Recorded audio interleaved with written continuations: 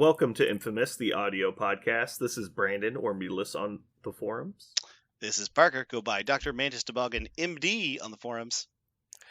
This is Jeremy. I'm going by Jeremy in the multiverse with hashtag multiverse Spider-Man. Lots of Spider-Man.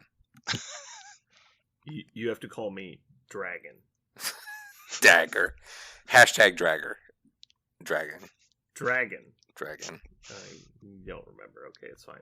All right, for anyone tuning in for the first time, Parker has 828 remaining probationary episodes. He also owes Jeremy 11 pizza rolls and is not allowed to say the words pineapple or blade. I don't remember you ever saying if you're just turning into the podcast for the first time, because that information without context is completely useless. So I love how you please continue. That's why I said it that way. Please continue to open the show precisely like that, letting everyone know so we all understand. So we're all very clear. Just for clarity, obviously. Just so you know exactly where we are. Oh man. Context. Jesus Christ. What have they there's also, into? For anyone tuning in for the first time, there's another secret word that Parker is not allowed to say, or he will be penalized, and that word is only known by myself and Jeremy. It's a big word. So, Parker, go ahead and do your next segment. All right, it's news. News. I want you to know, if you look at the list of news, it looks long, but it's all very skeletal. What we've got here is a skeleton of news, really. So, first thing, we officially got Colossus cards. We've seen some of them in some pictures of people, taking them on tables and stuff. But Fastball Special, Indomitable, and Journey Through Limbo have all been officially released now. For months. Yeah. The only one I don't remember was Journey Through Limbo. That was spoiled on the stream. Okay, that was the stream. Okay, same time as everything else. I guess I had never seen the art for it. The art is kind of weird. It's kind of Juggernaut's face is doing a lot of work in that picture. All I can say is it's getting the kind of the Spider-Man for some reason sometimes he's wearing a mask but he can squint somehow. How do his eyes squint? Juggernaut's face in this picture. Have you seen this picture? It looks very ridiculous. Like his helmet is doing a lot of it's like it made a silly putty around his eyes. It's weird. So love the art in Indomitable. It looks so awesome. But whoever did Journey Through Limbo, I don't know where they got that, but it's weird. But yeah, that's what we know. Do you guys know about this? Do we need to review any of this? We feel really confident. No. Okay. No, we're good. We talked about this when the stream happened. So. Right. So X-23, we know the back of her card now. She got her panel to play, and it is identical. Real exciting. It's identical. Yeah. There's absolutely no difference. So she doesn't get like Wolverine, where she goes extra angry and short and stumpy on the back. She's just X-23 through and through. Can't be more proud of my girl Laura. I'm actually surprised because I think she's going to be a exceptional combat monster. Yes. For 3 points. Yes. I think she is. She is really. She just sits like one step well above the curve. I don't think she does anything insane, but man, when she starts rolling those wilds, you're going to feel a lot more than 3 points. Man, that's really great with Wolverine too. I hate him so much. Shit. Okay. So, other news, we know there's going to be a new piece of terrain out there called the Quinjet is going to be in here. I love what they're doing with terrain, like the Sanctum Sanctorum, the Quinjet. I love how they've definitely gotten away from just random urban terrain. It's let's do all the cool stuff everybody recognizes from the MCU or the comic universe in general. Well, I do want to say though that the Quinjet, we actually have some spoiled rules on. It is a size 4 non-interactable terrain feature. Mm-hmm. So you're not supposed to be able to move it. Why would they make it size 4 then? Why not just make it size 5? What's the premise, do you think? Well, you can interact with size 5. Oh, that's right. Technically you can. That's right. But the reason they say is because the footprint of the object is so game altering that they felt that being able to manipulate it would be an unfair advantage. Cool. That in size 4 will gain cover, but you can still see them, which is good. Excellent. That's a good awesome. play. That's a good play space. Also, for example, a size 4 character cannot advance up a size 5 piece of terrain. But the Hulk could leap over the Quinjet. Makes sense. Right. Tight. Well, it could just walk over it. It Right. could advance over it. Well, sorry. Because when I say leap over, I mean like Yeah. Buddy Cop 50, 70s, Yeah. where he like slides down the windshield. Mhm. Yeah. So along with the Quinjet news, we got the very most basic of spoilers for Nick Fury Jr. and S.H.I.E.L.D. agents. And I just want to say it first here in the news. We called it. Wild Speculation Corner in our New Year's episode, our last podcast, was confirmed. It was low-hanging fruit, but we plucked it anyway. We said there was going to be a new S.H.I.E.L.D. affiliation coming in 2022, and by gum, we got it. So it's now confirmed we're going to have S.H.I.E.L.D. as a new affiliation, and it looks to be...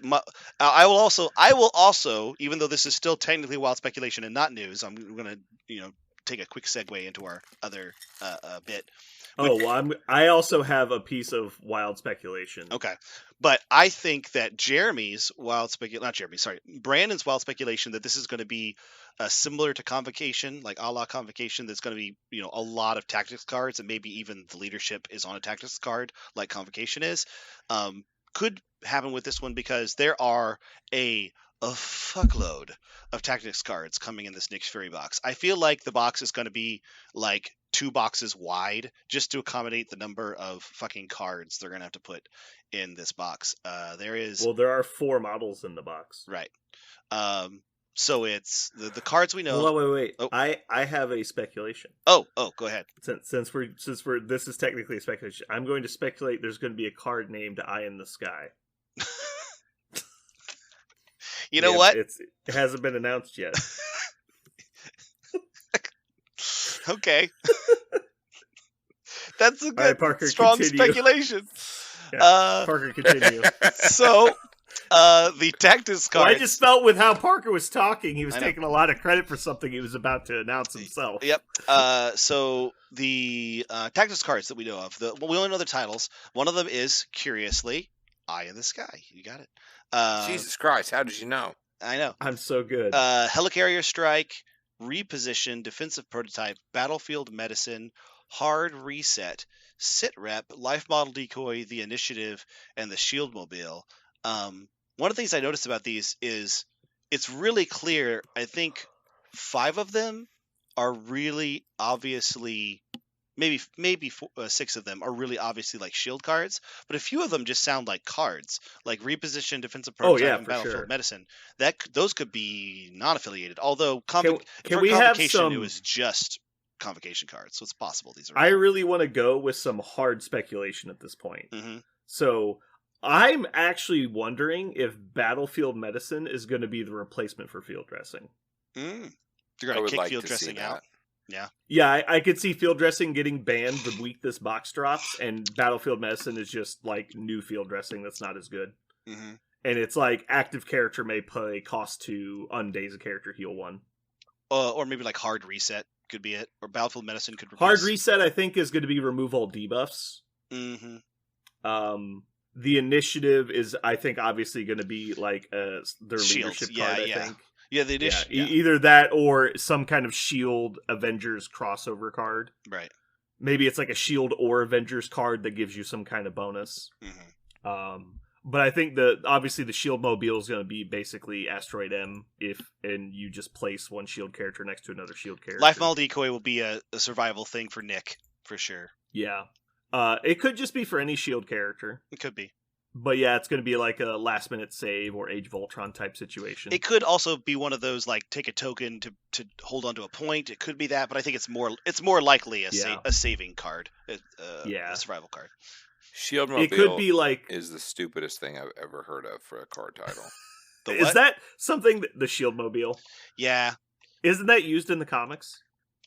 When I read that, there can't be. They can't have done that. That is the stupidest fucking thing I ever heard of. That's got to be a reference. There's no way they would it's a reference for Batmobile. Like, that's the fucking reference. It's stupid as fuck. You think it is? Well, there's the Fantastic Car. That's pretty stupid. Fantastic Car. There's not Shield Mobile. Jesus H. Are you sure? I'm looking for Shield Mobile. I can find nothing on any wiki here. It's the dumbest fucking thing I've ever heard of. That's not great if they made that up. I don't believe they did. I refuse to believe they did. Oh my god. Is it a reference from like Agents of S.H.I.E.L.D. or something, maybe? Someone's trying to like, look, we got to get this out by January. That's what it was a reference to. Helicarrier Strike could be really cool. I assume that's going to be kind of like the Helios laser. It's like you spend power to make an attack with it. That's fine. Eye in the Sky will probably remove stealth or cover. Reposition sounds cool. Obviously some kind of maneuvering ability. Yeah, guys, I'm sorry. I can't find the Shield Mobile. Maybe one of our listeners can point it out to us somewhere, but... Yeah, someone give us a heads up what the original reference of the Shield Mobile is. I've been able to find some really obscure Marvel stuff they put in this game, but I can't find this at the moment. A cursory examination yields nothing. There you go. Hold on. Oh no, that's not it. Okay. Feels like a stretch. But everything else about this, I'm really excited. This is actually something. It's not really a main topic, but it's something I wanted to bring up with you guys. Do you think this game will eventually feel like it's almost good guys versus bad guys? Because I feel like we're getting close because of the way affiliations are kind of leaning good and bad. Like Cabal, Criminals, and Brotherhood all hold hands really well, and S.H.I.E.L.D. and Avengers will likely hold hands really well. There's already 3, Avengers leaderships anyway. Didn't the box set say that? What do you mean? Did the box say eventually good guys versus bad guys, like the box set? Well, I thought the box said you could mix and match. Like the point was that you didn't have to play just good guys or bad guys. I don't know. I kind of feel there's no real metric for good guys and bad guys, right? Like there's several characters that cross that line. True. I'm just saying. I feel like I've noticed, and maybe that's just the way the Marvel IP is set up, right? Like there's very few like gray organizations, and they're really obscure, right? Most of the ones are the Avengers, and the Avengers are aligned with S.H.I.E.L.D., and they're also aligned sometimes with the X-Men, and that, because they all have similar positive societal outlooks, right? And Cabal members are likely also leaders in the Brotherhood of Evil Mutants, who are also probably leaders in, the criminals, the criminal organizations. Like, I get it. I get it. That's how the Marvel Universe is set up. But I wonder if they'll do parallels, right? Because they did Convocation, which is tied very heavily to Defenders. And then they're doing S.H.I.E.L.D., which is tied very heavily to the Avengers. Are they going to do 2 bad guy ones? Just interesting. I don't think they're trying to make the game symmetrical in that way. I think they're just finding natural comparisons because that's how the Marvel Universe is written. There's a lot of crossover on characters in general. Like, I remember I was talking to 2 people one week, and one guy was like, oh yeah, Kingpin is like one of the original Spider-Man bad guys. And someone was like, is Kingpin a Spider-Man bad guy? I thought he was a Daredevil bad guy. Mm-hmm. And it's like, they couldn't even agree on who he was originally a bad guy for. Right. Because it's been crossed over so many times that they don't know where it started. Right. So, I think, symmetry. Okay, here's a pretty good point. If you look at the actual Marvel Universe, there are insanely more villains by number than there are heroes, right? Because each hero has to have more villains. But in this game right now, I could do the numbers, but I feel like there's a lot more heroes. And there seems to be more, like, alignments with... it just seems that there's a lot more heroes in this one. Because the heroes are the ones people like, right? They're the ones we follow. I get it. But I wonder if at some point it will be, it'll be all the different hero affiliations all holding hands kumbaya-ing, and then the 3 bad guy affiliations of, Cabal, Brotherhood, and Criminals, who just kind of sit over here. If you want to play bad guys, there's the 3 you get. Just a thought.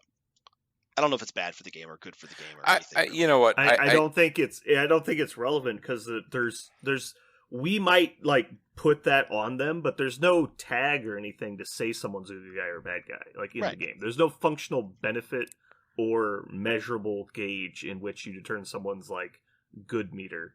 And so you referring to someone as a hero doesn't change the way the game works. Mm-hmm.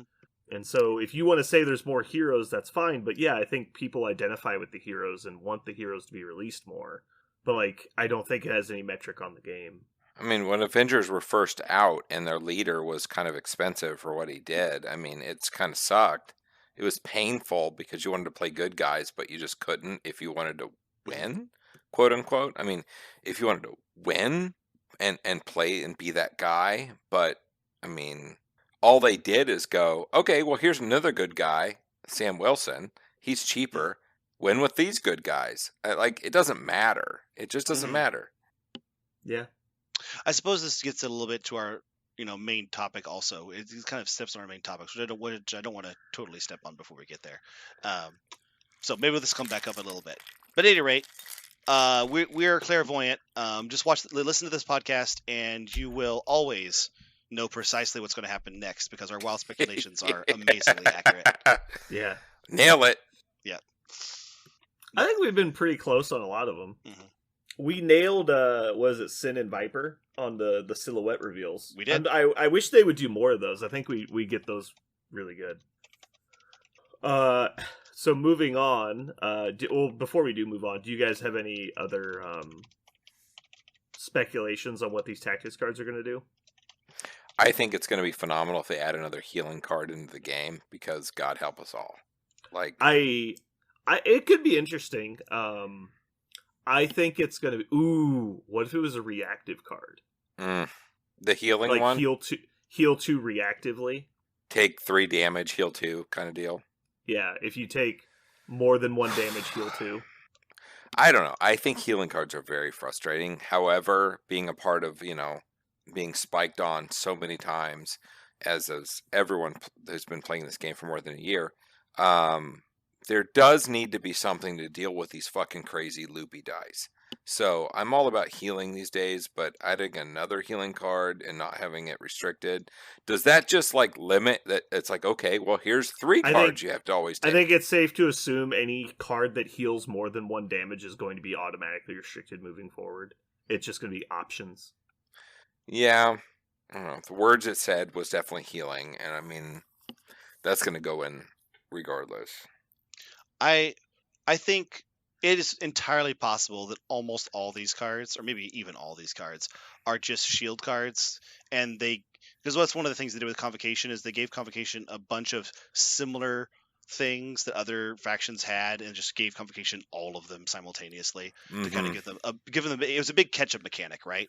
To just be like, let's make this faction, let's make this affiliation something appealing because it's going to have a little bit of something from everywhere. So. The Battlefield Medicine could be something like something similar, probably not exactly the same as Spider-Foe's healing card. Like Spider-Foe having a healing card, or Guardians of the Galaxy's healing card. Like they both have healing cards, so they might be similar to those, and have nothing to do with something anybody gets. But Defensive Prototype, Battlefield Medicine, and Hard Reset, and Sitrep, none of them have to be shield. They're not, just by title alone. They could be general cards. In order to be safe and not have to keep retroing these fucking cards, like just keep adding in the word shield or whatever version they need. Like add in an affiliation and be done with it. Like let the affiliation do it. I hope it is. I really hope it is. You think you want it to be affiliation restricted? Yes. Just be done with it. I don't think it will, and I don't know that that's a fair way to balance the game because it's just gonna The problem when you do like affiliation only stuff and it goes in a cycle like this is that's how you unbalance the game. Because GW's done this for 20 years and they go, hey, look, here's a new faction. Dump all their shit right now. That faction's now broken because we missed. And so we either missed high or low, and depending on how we missed, that faction's either the most powerful in the game or the worst in the game. And that will not change until more stuff is released. By making it unrestricted, you allow everyone to play it, and it evenly distributes amongst the meta. Now, obviously, some things are going to have to be faction restricted, but you should not be putting game-breaking cards like Field Dressing as an affiliation restricted card, I think. But what I think they could do is print a worse version of Field Dressing and then ban the original Field Dressing, and that would be a good release. I mean, I hope they've learned that any card that heals is a serious situation. I'm pretty sure they realized that as soon as they had to restrict every one of them. Yeah. There's a chance they know that, Jeremy. Maybe. We'll see. All right. I don't trust them. So, yeah. So moving on, I think I'm excited for the cards coming up. I think the minion packs in general are going to add an exciting new way to play the game. So Parker, have you actually played games lately? Not only did I play games, but I kept my New Year's resolution. I played 2 games in one night. You son of a bitch. I know. My first one was against Jeremy. We played on the clock, and that was good. It felt really good. I played my Sin Bucket of Bullets list, and Jeremy was playing. God, Jeremy, I'm totally blanking. What were you playing? X-Force. That's right. You're playing X-Force. And you're like, I don't even care what he was playing. I fucking no. It was him. Actually it was a knockdown drag out fight, but it was actually really interesting because I tried something that I never tried before. I wondered, after playing X-Force a couple times, I was like, what would happen if I lost Cable at the beginning? Because I never lost Cable. Cable's always on the board for the entire game because he's always so far back. Usually, for me, I play him kind of conservatively, and Jeremy used him, more as a frontline fighter, which I think is the right way to do it. And so I, took down Cable very quickly. It was like top of round 2. I took down Cable because Mystique deceptioned him forward, and after I took down Cable, I felt pretty good right then. And then Domino did her thing where she just rolled only skulls on defense, and she lived a lot longer than I thought she would. And Zemo went across the board. He kept going back and forth, ruining everybody's day. But my Winter Soldier just got to stand there next to my Zemo. He just stood there next to my Zemo and just on the center point and just rained death for a whole game. And I feel like Winter Soldier just put that game on his back, more or less.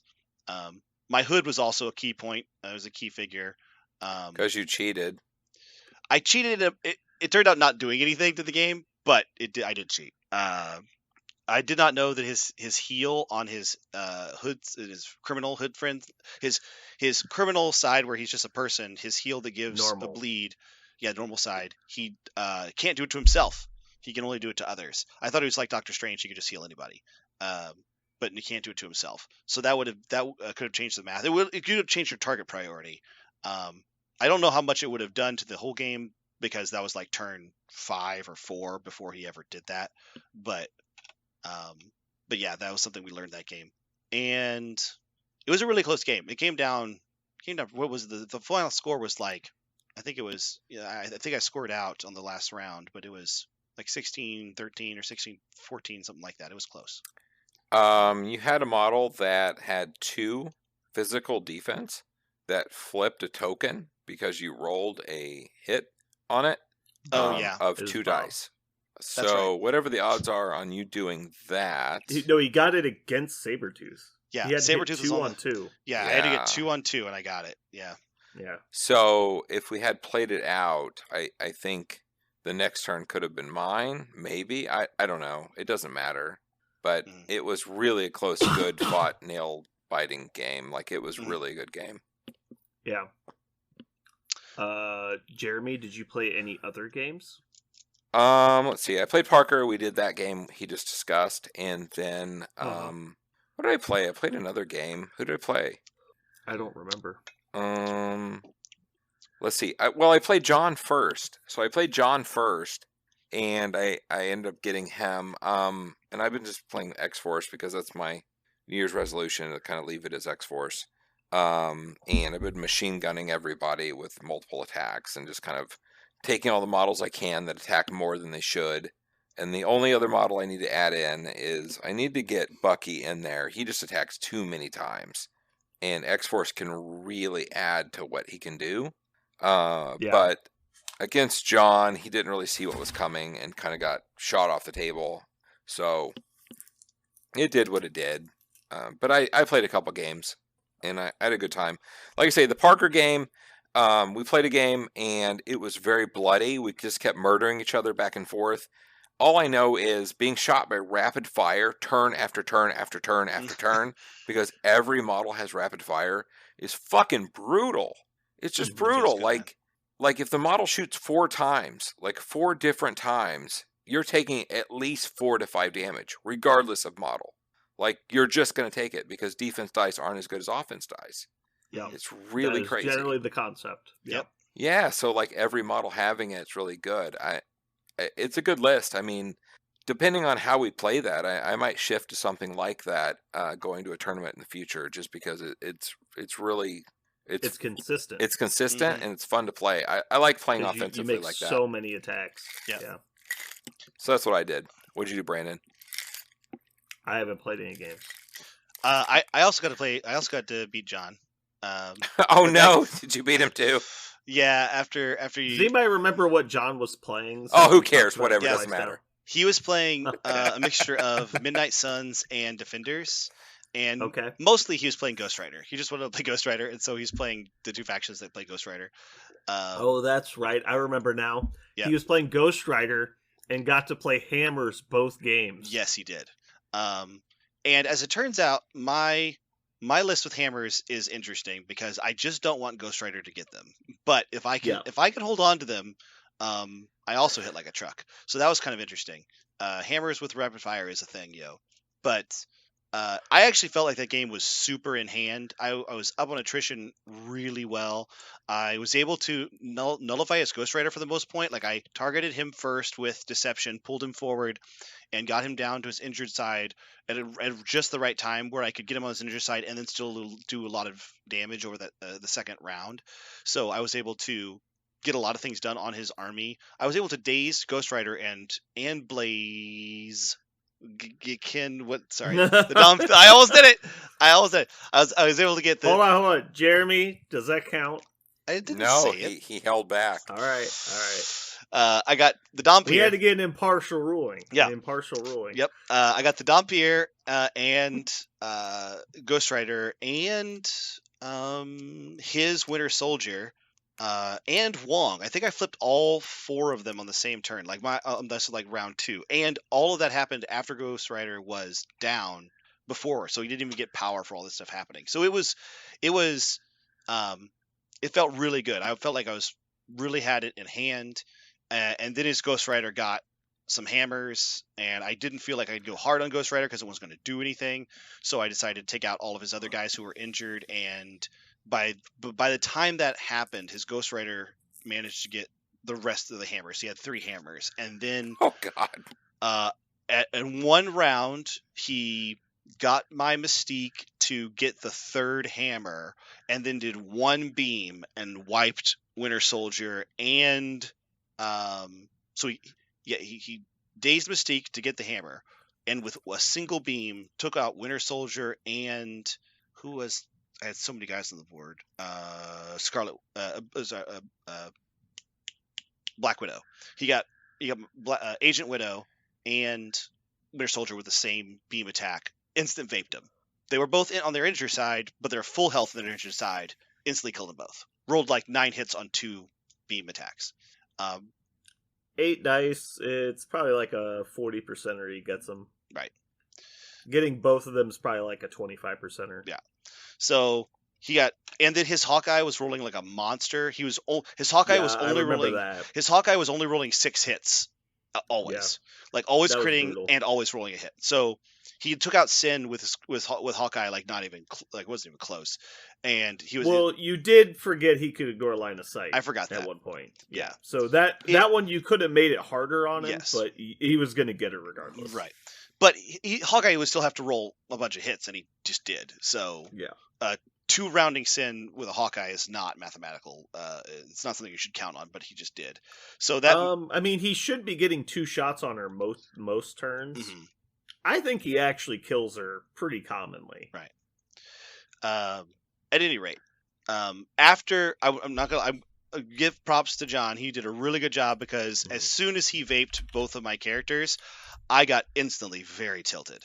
I started tilting super hard. I was very upset because I felt like the game. I was like, okay, Ghost Rider's got 3 hammers. and my Mystique got dazed, but she's lasted so long, doing so much. I love Mystique. She's been a total all-star of this list specifically. And I was like, man, I feel like I still got this really in hand. The Dhampir is gone. Winter Soldier's gone. It's just Ghost Rider over here on this flank versus my entire list. I'm about to get him because my whole list is going to go now that Ghost Rider has only one action, and he's got to get both Black Widow and Winter Soldier because they're going to just ruin him. And then once Winter Soldier or Black Widow get these hammers that Ghost Rider has, they're going to just wipe the field. The rest of it's just done, right?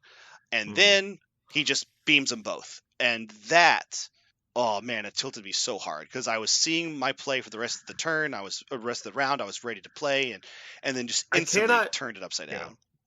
I cannot tell you how many times someone's been like, "Oh, my list attacks a lot and likes to attack, so that means I need to play hammers, right?" And I'm like, "No, do not play hammers. It is never the right choice." Yeah. And the person always goes, "But why?" And I'm like, "Trust me, things will go sideways so quickly." Because, like, remember this game? You were noticeably up, right? Like, noticeably up in this game on attrition. Right. He basically had 2 models left, and you had, like, 4? I had all 6. Not one of my models was gone yet. It was, like, 6 versus 2 at the time. Yeah. And then, randomly, through some random event, Ghost Rider gets 3 hammers. Mm-hmm. And the game almost just ended, right? Like, and you know exactly what you need to do, but you just never get an opportunity to do it because Ghost Rider with 3 hammers is almost unstoppable. Mm-hmm. Yeah. That is exactly why people need to not fucking put this mission in their roster unless you know exactly how to abuse it. Right. So, at that point, I started tilting really hard, and I stared at the board. We're going into turn 5, and I'm really staring at it. Ghost Rider decided to hightail it out as soon as he vaped both of them, so he couldn't just get gibbed by what I had left there, which was Punisher, basically, is all I had there. And so Punisher wraps up the rest of his models on the board. So now it's just his Hawkeye and his Ghost Rider, and I'm staring at the board, thinking, what can I do about this? And so I take a model. I can't remember who it was. I take a model through the portals of the portal one, right? So you can move around. So I take a model over to Hawkeye because Hawkeye is just sitting on a ton of power after murdering. It was Punisher. Yeah, it was Punisher. He goes through and eats. So for all the amazing dice he got, Punisher in the last 2 rounds of the game just decides to get all those dice. He just rolls like a monster, takes Hawkeye down like he's not even there. And then he's got a choice. Does he come back to try to get Mystique? Because basically Mystique, Punisher, and I had a third character, I can't remember who it is, could be standing on the 3 points. So basically it's going to go 3 and 3. Not at that point. You just had Punisher at that point. Punisher and Mystique. No, I had a third character. I think it was... No, Widow died. Oh, that's right. Widow died. Yeah. That's right. Widow died the turn before. Yeah. Right. I'm sorry. It was Zemo and Winter Soldier that got vaped by the beam. Yeah, that's what it was. Yeah. So Widow was the one who was still around the board for a bit. But the point is this. He decided it was going to push. I knew we had the push situation because he was looking at it. He was like, we're going to just keep going 3 and 3 and 3. So he decides to come back in with Ghost Rider, which was not the right call. He had the ability to play a lot more cagey. I think he came back in a turn early, but it was the right call to break the stalemate. Right. But he came in a turn early, kills Mystique, and hanging out way too close to the portal. Punisher goes through the portal and just kills Ghost Rider. Ghost Rider's on his injured side at this point, of course, and fulls to empties him out in a single turn because he has infinity punishment tokens, so he's like way too many dice. Yeah, it was a 10 power 3 punishment token Punisher coming at him, and I believe you got him exactly. Oh no, I still had like I was like 3 damage over. Was it? I did 1 rapid fire that just rolled tons of hits. And so the rapid fire killed him, but I also had the second action. I didn't think the second rapid fire killed him. I thought the bomb killed him.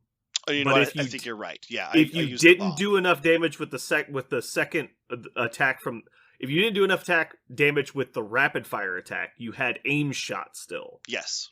And so it was possible still to kill him if you didn't do enough damage. Right. But I believe you got him 2 health and then killed him with the bomb. Yeah, pretty sure that sounds right.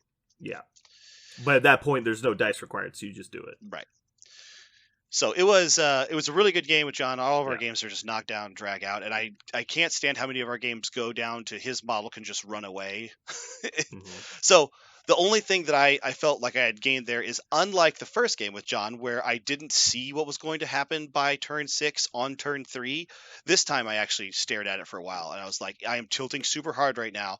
I could just go try to chase down Ghost Rider and dice him, but if I don't, Ghost Rider eats whatever I send. So what can I do to try to win this now? I start to try to win this now by turn 6. And so I actually think I did the right thing, and it worked out for me. So I felt like it was a really good game. John always makes me play so hard, so props to our games. That was probably the best John. game I've seen played recently at the store. Yeah. Specifically because you guys, I didn't really see either of you make any mistakes, like obvious mistakes. And usually, even when a game goes long and it's super close, usually somebody's still done something pretty obviously wrong. And so it's nice to see you guys got really close to what I think was probably a perfect game. Obviously, there's some little decision-making stuff, but like not like obviously you get the choice of like go left or right kind of stuff, but like once you get there, you know, not making a big mistake that costs you. I didn't see any of that. Yeah. All right, so moving on to our main topic today. I wanted to talk about something that a lot of people have been bringing up discussions is when is it the right call to go minimum affiliation? And what do I mean by that? It is when you've chosen your affiliation you want to play in your list, but you want to bring as few models from that affiliation as possible, even to the point of maybe including a rogue agent to allow you to get to a higher model count. And so, just as a basic, usually this topic comes up when someone's trying to abuse a good leadership, but they don't like the models that comes with that leadership. Usually you see this with Storm and Kingpin the most.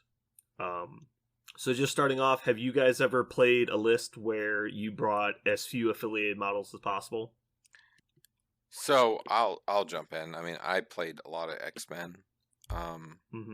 Now that Dominoes come out, like, it's not a problem, and I don't really do that so much. But before Domino came out, it was always trying to fit all the X-Men, or none of the X-Men basically, with the affiliation. I don't know, man. It was like, look at my sweet X-Men list. I've got such greats like Storm and Beast and Winter Soldier. Yeah. You're like, wait a second. It just depends on what the tactics cards are, right? Like, some of them say specifically, like, must be Criminal Syndicate. A lot of the X-Men say have to be X-Men. Yeah. Outside of the X-Men cards, a lot of them don't require affiliated characters. I mean, and because the building of your list became so important recently, like, I don't know. I mean, I don't think I've ever looked at my list that way. How can I take a minimum number of what I need versus affiliation? I don't know. So for right now, the topic comes up a lot when anytime someone mentions Black Order. And because Black Order now is kind of viewed as having two good characters between Thanos and Corvus. And so a lot of people are trying to get affiliated and then have like either a wide list of options as that third and fourth slots, and then maybe including an entire second faction in the rest of it. And I think that works. But I feel like right now, because I don't think the meta has really shaken itself out yet, I think there's still a lot of people that aren't participating in the meta because of COVID, that I think we have a very uncertain play field at the moment. And so I don't think it's a good idea to do like double affiliation at the moment, because you don't know what you need to bring as your second option to help fill your holes. So I think going single affiliation right now is really good, because having a strong identity that you can build around is, I think, better than having multiple options. I agree 100%. I think that, to me, is the stronger like version of this conversation. Mm-hmm. Like, I can't. So, I think we're all going to be pretty much in agreement on the single affiliation roster at the moment, just because of the state of the meta and nationwide play and everything. But I want to really focus on, is it worth ever completely dumping affiliated characters to the minimum? So obviously the affiliations that we can talk about this with is Criminals, X-Men, Inhumans kind of. Maybe Inhumans.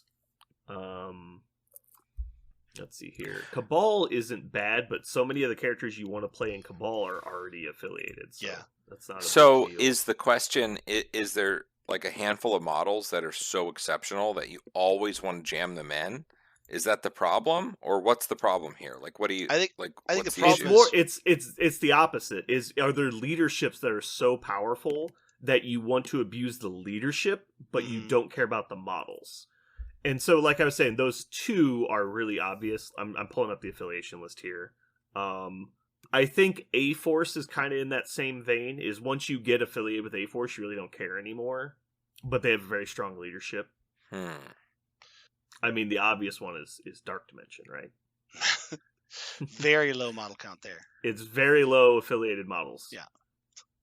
Because I remember back in the day, everyone would be like bending over backwards to try and take X-Men with minimum affiliated characters.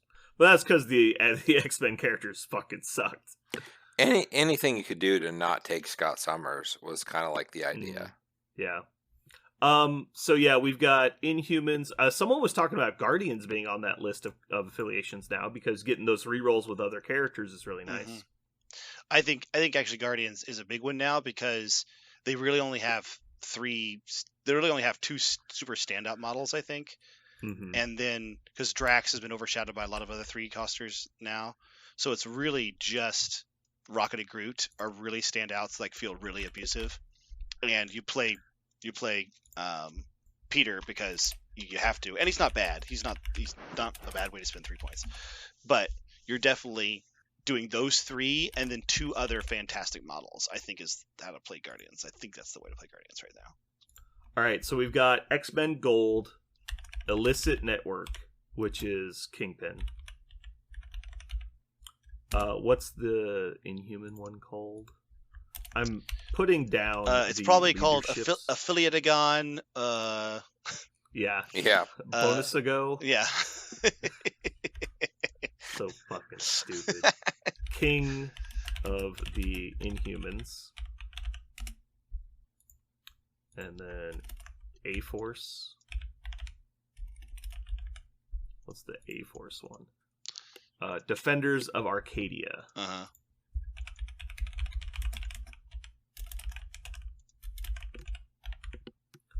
And Star-Lord's is Winging It. Winging It still, yeah.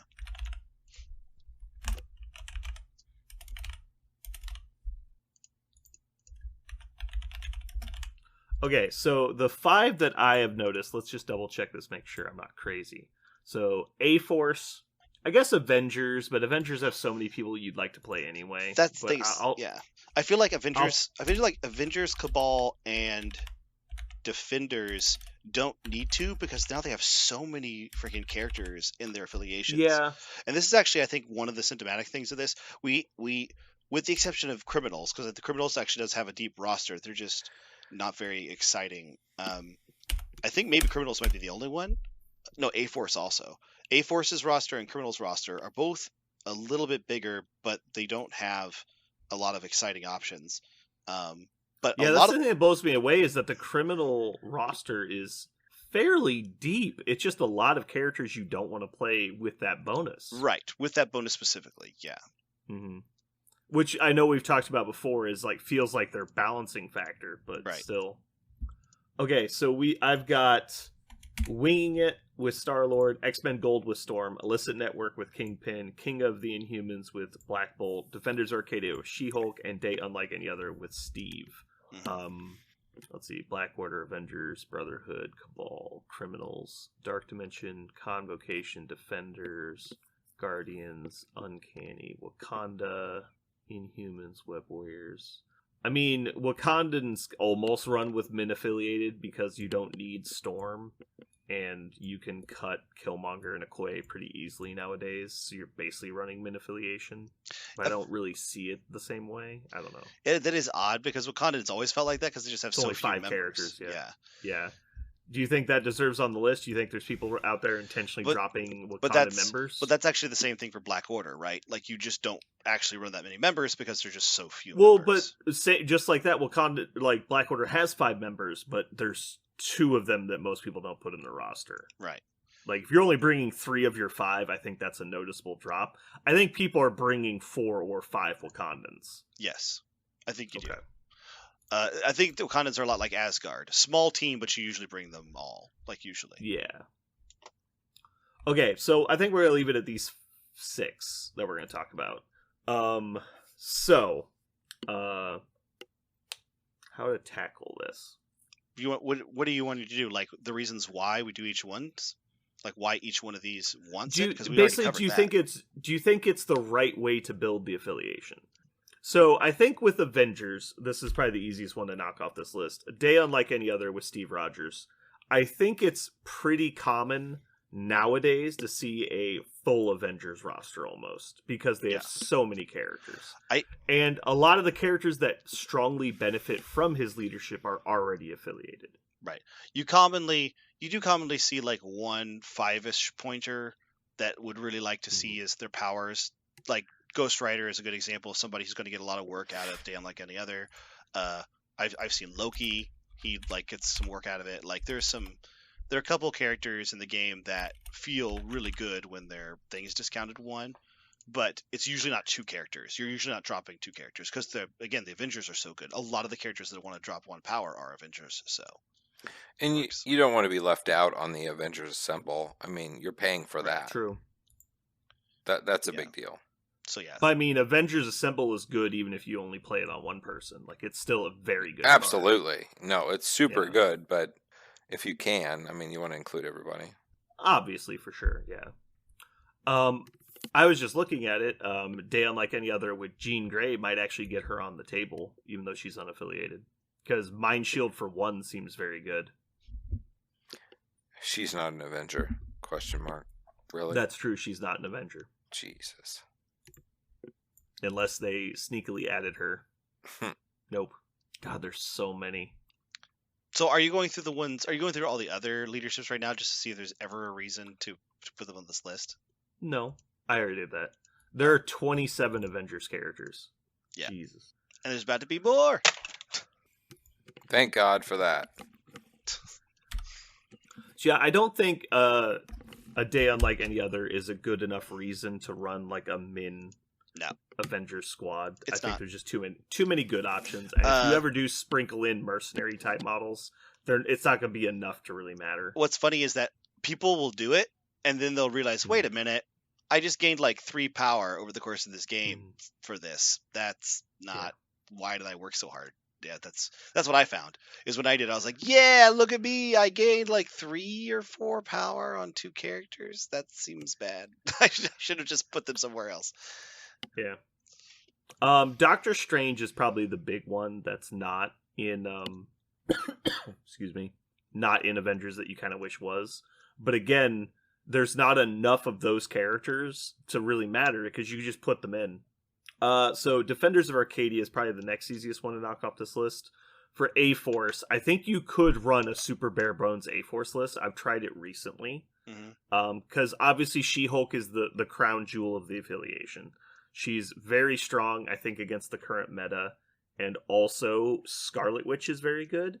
She's not as, like, cornerstone of the meta as She-Hulk is, but she's very good. And when combined with She-Hulk fixes a lot of Scarlet Witch's problems, primarily being focused down, and gives her even more power. So those 2 are automatically in any A-Force roster, in my opinion. They also combo super well in special delivery, because Scarlet Witch has flight, and it also allows Scarlet Witch to initiate, while also bringing her bodyguard with her, which is really fun. And then it's really easy to throw in like a Shuri or a Black Widow to get your affiliation going. And since your core is 11 points, you're not really that worried about running 4 or 5 models. And so you only need probably 1 or 2 extra affiliated models. And that allows you to fill out the rest of your roster with really good mercenary choices that combo well in the list. And so I really like that. I think that's a good place to start. Yeah, I think like there are so many models in the game that if they just could have an extra point or 2 on the first turn or the second turn, man, they just feel really egregious. So also, there's something about She-Hulk when I play against She-Hulk, there's something about her that like demands attention, right? Like you feel like when you got She-Hulk and Scarlet Witch in the middle of the board, usually in the middle of the board, unless it's a weird like dual scenario where you're splitting up your attention. But most of the time, since it's the middle of the board, man, you don't want to send 2 4-pointers into that. You really don't. Like you don't want to send a 3-pointer and a 5-pointer into that. You feel like, oh man, I'm just going to lose this so hard. I need to devote so much power to this combination right here. And so what that does is your opponent overcommits, or they feel like they must commit, or they're just going to lose whatever's in the middle. And then that allows those super good mercenaries that, those 3-point mercenaries, those 4-point mercenaries that love to have those extra points of power to be on the flanks and just completely handle them, because you won't be able to give enough attention to the flanks. I really like that. There's something about that Scarlet Witch She-Hulk combination that it does something beyond just the good rules, and they also just have great rules together. But man, I look at that every time. I should probably play A-Force. Every time I go, man, that seems good. But okay, I think they're a fun list to play. The biggest drawback to A-Force in general that I see is that because the core of their list is like an 11.2 character module, I think the list gets a little repetitive. Mm-hmm. But that's the only problem I see with them. Jeremy, if you're starting the list with A-Force, you have Scarlet Witch and She-Hulk are going in the middle of the board, more whatever. They're going down.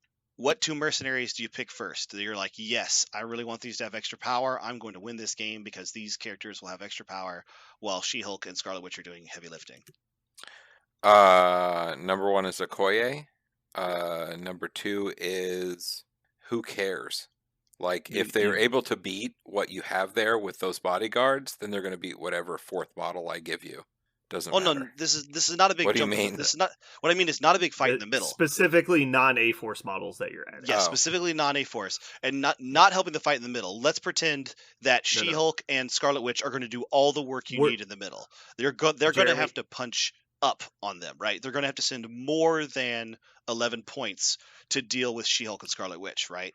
So let's say She-Hulk and Scarlet Witch, the worst case scenario is they lose slowly. The best case scenario is because they're Scarlet Witch and She-Hulk, they just. I think you're getting too deep into the tank there.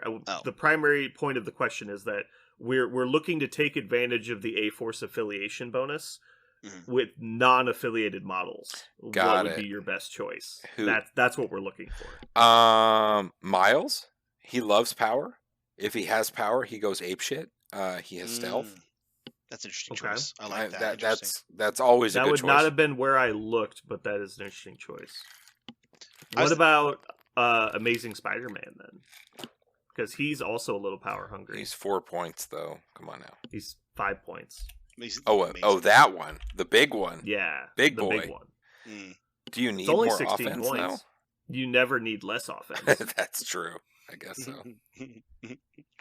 Never not needing more offense. Well, because remember, whatever a spider can, and because not only can he spend power on his turn, he can spend power on your opponent's turn. Mm-hmm.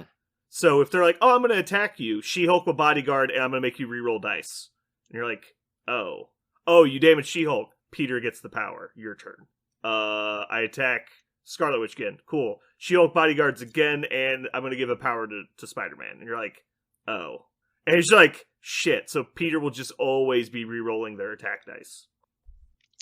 Somebody that would always like one more power is Zemo, I think. Like, Zemo always likes one more, I think. I feel like Zemo always has enough, but that might just be weird interactions with my games. Yeah. I feel like he always would like one more, and because if he gets one more, then he can go off, right? Then he can charge, then get in there and like start his chain. Other models that would always like one more is Quicksilver and Black Cat. Quicksilver and Black Cat love to have one more power, 2 more power, especially Black Cat. Although she's in the affiliation, I guess, so that's not really part of the conversation. Yeah, she's already affiliated, and the problem with Black Cat is she needs a threshold of power and then needs none. Right. And so she's not like a spender. She just goes off when she hits a threshold. I like a Doctor Strange here, the original Doctor Strange, because it might be enough power to where him in the Soul Stone, or him even without a stone, becomes really viable.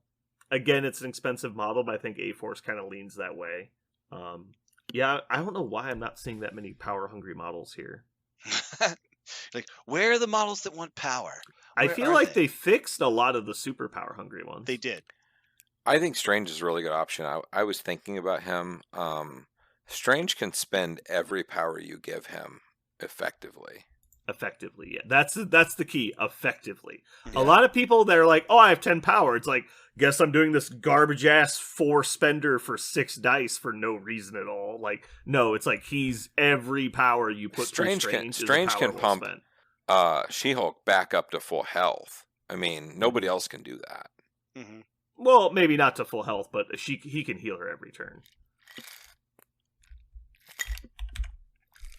Can you imagine how annoying that is? Like, I've never tried that combo, but every time you punch She-Hulk, he either heals her or bodyguards Strange, and then you have to heal her again. Like, that little combo there would make me go insane. Like, if you played an E scenario or a double E scenario, God help you. Well, I think the assumption is that if you're playing A-Force, you're probably picking an Echo deployment. Sure. Or playing all Echo deployments in your roster, and so at least one of your missions is going to be Echo, and hopefully 2 of them are. Mm-hmm. Are you really, is A-Force that interested in going straight down the middle? Because I feel like they can also divide and conquer really well. I mean, they can if you do the go wide, but we're specifically talking about the mercenary version, which I think is the go narrow. Another one because here's another one. Venom. Go I ahead. think Venom would be a really nice 4-drop Venom would be good. because he's going to be able to use stuff on your opponent's turn. He's going to be able to protect, lethal protector once and jump in, like do something to the side and then get there. Also, Venom with power can do almost anything. Yes, he pulls you around, he throws you around. Man, he just does whatever he wants. That's if you just want another model to do a lot of work for you, I think Venom would be a really strong drop. I don't know that the synergy's there, but this might be an interesting option as if you start getting into the deeper roster selections. But Loki with a lot of power can do a lot of weird shit. But does he already have plenty of power if he's taking the stone? He doesn't get that much because remember he has the spend 2 to count blanks, and that shit gets real weird real fast. Right. When you start throwing 6 dice mystic attacks that hit on blanks, you can just murder people. Yeah. Yeah, he becomes mini Corvus. Like, his dice become crazy. Also, if you're planning on fighting on an E deployment, and now you've got Loki, Scarlet Witch, and like She-Hulk all sitting together, that would feel so annoying. You'd just be like, "Oh Jesus, when can I get through all this?" You're like, "Oh, I'll attack Loki." Sweet, he'll back up and then get bodyguarded, and you're like, "What?" Yeah, it's like I'll just go follow my bodyguard around. You're like, "I hate you." Well, that and people don't realize what Loki. Like, if you've never played against Loki, which I would hope at this point everyone has. But to know what it feels like to pay +1 also, for every superpower, God help you. Yes. And also your crits don't work. Oh, surprise, your crits don't work when you're trying to kill She-Hulk. Surprise. Like, what? Also, if you ever tried to attack into Scarlet Witch when your crits don't work, that's also really not cool. But also, I don't think people have wrapped their mind around the fact that he can take the Space Stone yet, because the Space Stone is good now. Yeah. And so you don't even have to take the Mind Stone to get the board manipulation, because he can almost do that with his illusions thing. But then you can start moving Scarlet Witch with the Space Stone, which is really handy. Yeah, Loki with Space Stone is not something I've thought of before. That's pretty bananas. So anyway, I think there's a design space for Defenders of Arcadia running as minimum affiliation. And that's the A-Force I like to play personally. But I think the go wide A-Force, where you're just running over a lot of the affiliated characters, works just fine. So moving on, King of the Inhumans. Is there a minimum Inhuman affiliation that works? Every version. But this means that you're running the worst of them, right? Well, it'd be Black Bolt, Beast, Lockjaw, right? Or Black Bolt, Quicksilver, Lockjaw. That's fine. Lockjaw... Is Lockjaw that good? Because that's a lot of... I mean, he's cheap, but like he doesn't attrition. we're not necessarily saying it has to be attrition, right? Like Black Bolt, Lockjaw, Quicksilver. Man, you'd love to see you some ferns. Wakandan herbs. Wakandan herbs. Feels so good. You would be really good with Wakandan herbs. But I don't like. You could take out Lockjaw for Beast also. Beast is not a horrible option. That's true. If you just wanted attrition, you just play the 2 mutants. Yeah. In the totally not mutants faction. Mm-hmm. I mean, Medusa got nerfed-ish, but she still kills things and she moves things. Probably fine at 4 points. Yeah. I think I just don't know. If you need to spend 1 extra point, I don't think you're mad about it. Also, let's not forget, in a little while, Miss Marvel will be out, and she will be just fine for 3 points, and she'll be in there too. Black Bolt, Miss Marvel, Quicksilver will feel just fine, I think. Yeah, that's probably true. But who are you playing that abuses this? I don't know. Who really wants one? Wants to be given 1 extra. Here's the thing about Inhumans. Every time I play against Inhumans, I would rather be playing A-Force because I'm spending 1 more power to get an amazing model as opposed to my Met model with Black Bolt, and I'm going to get something similar. If I really, really want my character to have an extra power, on first turn or something, if they don't oblige me and do absolutely no damage to my army, I don't know if I'd rather have that. I feel like I'd just rather have 0 damage on my army and my thing doesn't go off, as opposed to I play a really cruddy 5-point model and I get to give 1 power to somebody or 2 power. What about I'm just now looking at this. What about Black Bolt in Avengers with Steve and Cable? He'd rolled extra dice, I guess. That's 4 extra defense dice for 2 power if you're running Cable. Yeah. That's cute. Yeah. That's how it feels. I'm going to attack you 8 defense dice. And you're like, what? Yeah. And I'm going to shoot you back. I'll spend 2. So this is going to be in 7 dice pierce. And you're like, oh, that's annoying. Yeah. That might not be terrible. Oh, there are lots of things that aren't terrible. Yeah, I feel like if you're going to go Inhumans, you're just like, yeah, you know what? This is not I enjoy the idea of Inhumans, and I think that they're amazing. And I really think that I'd like to be infected with whatever the Inhumans are personally. And their storyline touches me in my heart. Yeah. Of not wanting to be around other people. Yeah, I don't get them.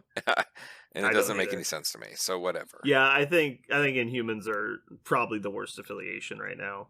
I don't like them. I think they're boring, and I don't understand. Generally speaking, all of the move a power around, because you're not gaining power. No. You're moving power. That's what your leadership does, is transfer power. Yep. And unless you have, even Lockjaw being your battery isn't enough. No.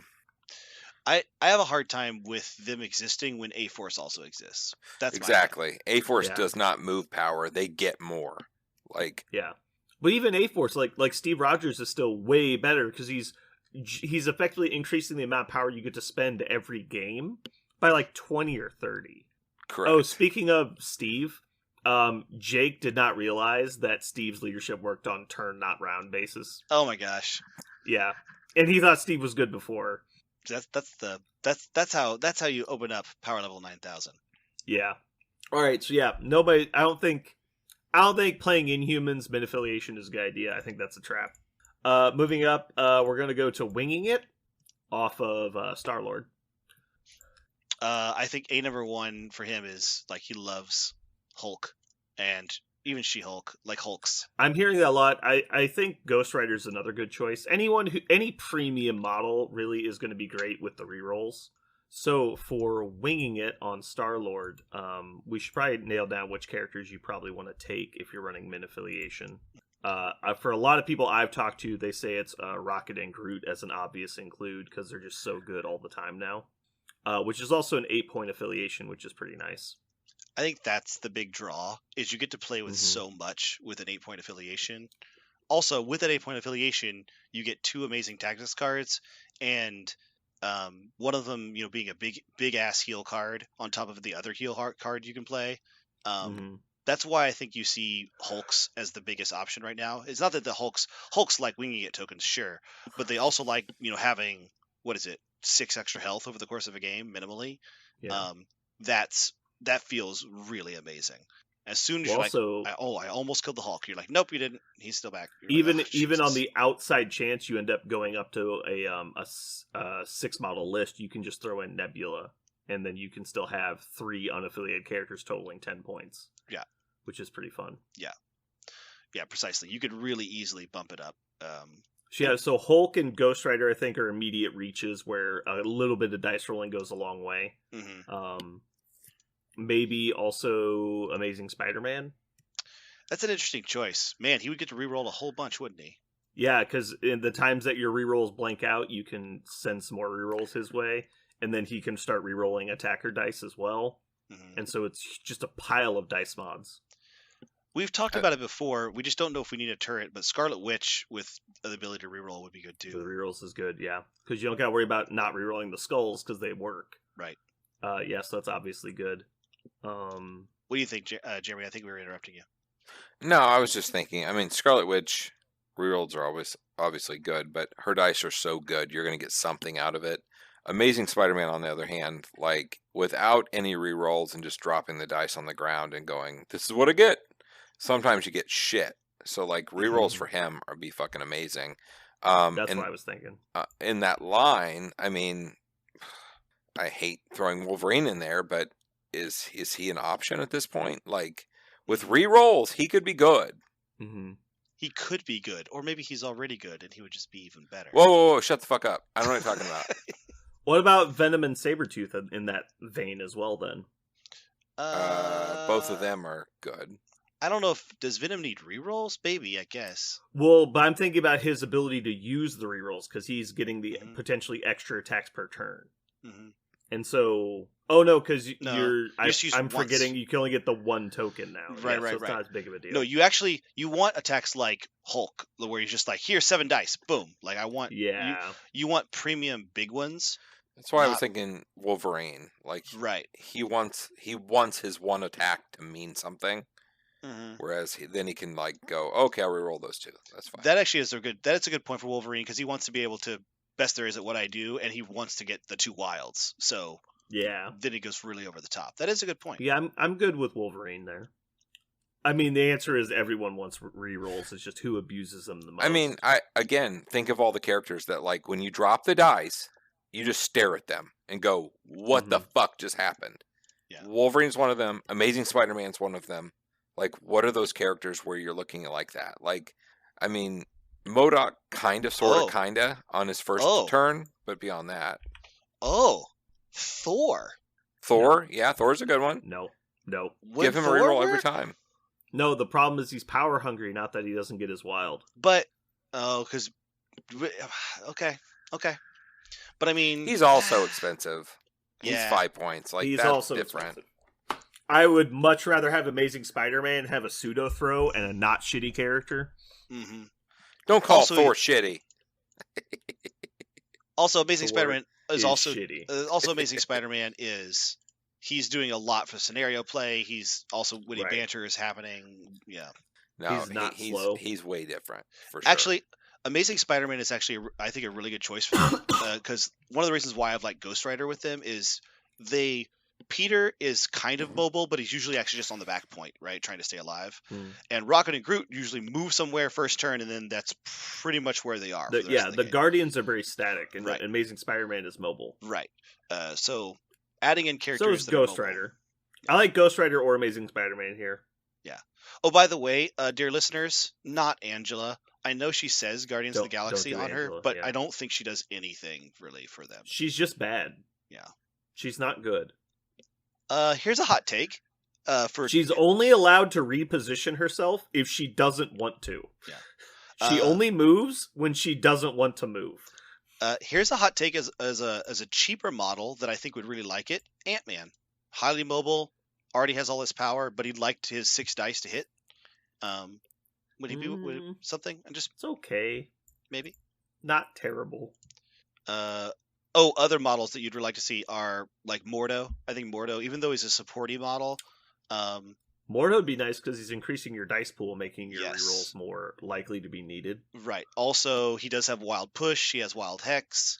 He has the ability to get back onto points. Like he's got actually some. Also, you're healing your list generally, so like doing 1 damage to Groot to give him 2 dice seems great. Yeah.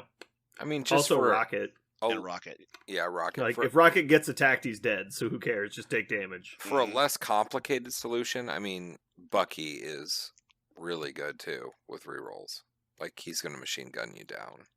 But that one is like volume. Again, Yeah, I don't know what the likelihood of having, because I feel like you're gonna get in a situation where you can't reroll 2 dice, or you're gonna have to reroll like a hit or something, trying to fish for the rapid fire. I don't know. It's probably fine. I just find with rapid fire, there's always a turn But he's going to be the last person to get the reroll, because you get 2, right? 2 per turn. 3. You get 3 per turn. Yeah. Okay, so maybe then, because Rocket's always getting 1, and then your 2 mercenary models are probably getting the other 2. Mm-hmm. Yeah, and I feel like Bucky's only making it if he's your 3rd unaffiliated character. I don't know. I find the more I play against him, the more I look at him. Like, I don't even know that he's a mercenary anymore, man. That range 5 rapid fire is just stupid, and giving him rerolls on it is just stupider. Is there anybody who uses blanks and stuff would also be strong? Would it like maybe even Loki? Would that be something maybe? Like, well, but at that point you're only rerolling blocks, and so the odds of getting something to reroll are very low. Oh, there you go. That makes sense. It's much better if you can find somebody who uses skulls like Domino. Mm-hmm. Other key models that you really, really want to hit sometimes is Quicksilver. He's another one. You're just like, I really, really need this one attack to hit or roll into my combos. He also has a cheap 6 dice spender, so that's not terrible either. Right. I think Quicksilver would be also another mobile model. If you're planning on dropping a mercenary into Guardians and they're a static model, it's really hard to guess that. That's one of the reasons why Scarlet Witch sounds really great, but you're going to have a scenario that allows her to just move up and stand there, because having another just stand there model and it just feels you can't keep her alive in that list. Right. Who? Scarlet Witch is hard. Yeah. She's gonna get killed. What are you talking about? Just re-roll your defense dice into skulls. Just keep re-rolling it. It'll be fine. And then heal her with Groot. Just keep healing her. Right? It'll be fine. Right? I mean, you could put Okoye in. That'd keep her alive for a bit. Sure. Okay, I think we've done winging it to death. I think everyone understands that putting in good models are good, but I think we touched on the important ones. I really like the Amazing... I think the Amazing Spider-Man is a hot take there. I like it. I think it works. Yeah. I think we're noticing Amazing Spider-Man fits into a lot of these because he's just a generically good character and he has a lot of options. Yeah. So we're going to move on to X-Men Gold now. This is the one that gives cover under standard cover rules, and then also once per round, an allied character not holding an objective can choose an ally within 2 and then place within 1 of that character. So this was the first originator of the min-max list, which is anyone who hasn't played 40k for 20 years. It references minimize to maximize. So you're taking the minimum number of things to then maximize the number of abusable models.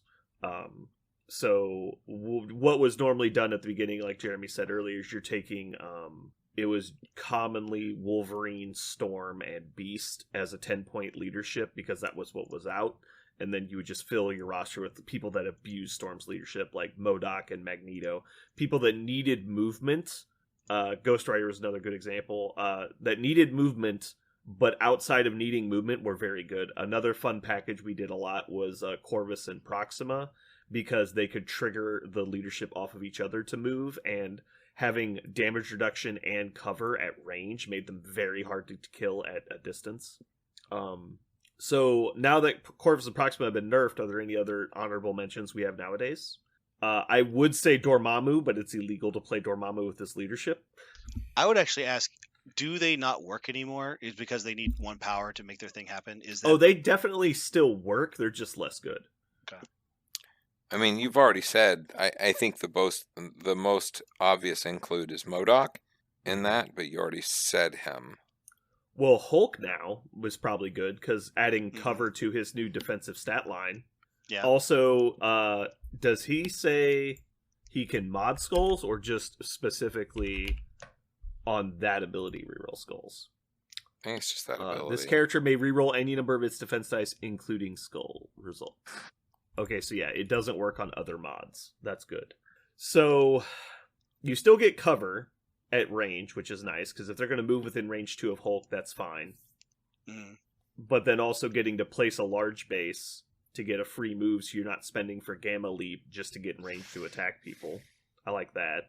You can also, the place can help you line up beam attacks, which is cool. So I like Hulk in there now. I actually think is Ghost Rider already mobile enough? Like, do you not even need it? Probably. He is, but I mentioned him earlier as an honorable mention. I think he works fine in here because more mobility is never bad. Yeah. Magneto was the big one that we found before, I think. That it's like Magneto getting a free place every turn just meant that he didn't have to pull you close to then get rerolls. He was just getting rerolls on his first attack, and it was very punishing. Because you would just move Beast somewhere, and Beast is then hanging out in Magneto's cover bubble, and so if Beast is getting attacked, he's probably not dying, and then you just get to place within one of Beast when Magneto activates, and you're getting to go wherever you want. It was really silly. Now, here's one that I think actually does work for this, because she'd also like to be really mobile, and cover is super strong for her, is Scarlet Witch. I think Scarlet Witch would probably like this, right? Sure. I don't know if you can make the points work easily, because that's 11 points for her and Magneto. Oh, no, sorry. I didn't think both of them. Okay. I didn't think both of them were hitting. I'm sorry. I meant just Scarlet Witch as an option to drop. Oh, sure. As a mercenary for the X-Men. I feel like... I see. Probably, I think MODOK is an easier include. Right. Also because she doesn't... If somebody gets close to her, she still evaporates. They don't help her deal with, range 2 physical attacks, which is the thing she already hates. Yeah. Because with MODOK, you don't even need to run at them. You can run away. Because if they're not getting within 2 of MODOK, they're losing their wilds on attacks, and you're getting cover and rerolls. So you're probably blocking 1 or 2 on most defense rolls. And they're only hitting with about probably less than half of their attacks. And so you're probably only taking 1 or 2 from most attacks. So it's going to take a long time to bring him down. I mean, I'm a fan of Thanos with the stone. What stone do I take? What is that? Reality Stone. Reality Stone. He can hold an entire flank by himself, and he doesn't give a fuck about the rest of the game. And when he gains cover, like, he's unkillable. So you either get close to him and have to engage, and he's going to deal with that for 2 or 3 turns without getting dropped. So that was always a good anchor for X-Men. Yeah, I always like that. Send everyone else onto the other side. Yeah, I like that too. Wolverine, honestly, getting to place off of Beast is pretty handy, even just as an in-affiliation bonus. Yeah, he's already X-Men, yeah. Wolverine just needs to get close, and he can do the rest, and that covers the closeness range. Here's an interesting take. What if you did some of the Sam Avengers, the DR Avengers, like Luke Cage, Iron... but it's not perfect cover, and a lot of those people like to get really close. I was thinking specifically War Machine and Iron Man. Like they'd both like a place probably, and cover would make them super annoying. Well, but Iron Man's probably not going to have anybody else standing around him. War Machine might be interesting, but again, he's like a range 3 character, so it's pretty easy for people to get to range 2 of him. It's probably fine, but again, like, I don't know that it's really abusing it. It's just nice. Yeah, everybody would like these abilities, but I don't know that they abuse it. You said Luke Cage, so I'm going to throw out there just a random thought for everyone in the universe. If you haven't, like, looked at your list and said, I feel good, but I'm not sure what to take, throw in Luke Cage and Heroes to Hire. My God in heaven. Like, that's never a wrong answer. Right? Like any list you take, just fucking do it. If you're not certain, just do it and see how that works out for you. I guarantee it's a high 5. Like, it's fucking good. Yeah. Oh, I've got maybe a good one for X-Men. Doctor Strange, Sorcerer Supreme, new Strange. He can change his damage types. He changes damage types. He can go to. He can actually change skulls on the cover rolls, right? So if he rolls like block skull, he can turn the skull to a defend with cover. Can he? Yeah, Mystic Armor of Strange says when you're defending. No, yeah, Eye of Agamotto. This character can modify and re-roll okay. skull results. I thought it was only if he was doing that reroll. Nope. I gotcha. Man, he's still 5 points though. Like a MODOK versus him. But that's fine. Yeah. I don't like MODOK versus him. I do not know who's actually. I'd say he'd give MODOK a run, right? Close. I don't know. I'm throwing it out there. He doesn't have built-in attack mods though. No, he doesn't have. He does not build an attack mod. He does give poison, and he has pierce on his basic. Yeah, I don't. He would be hard. He would be almost impossible to shoot down at range, I think. Right. Yeah.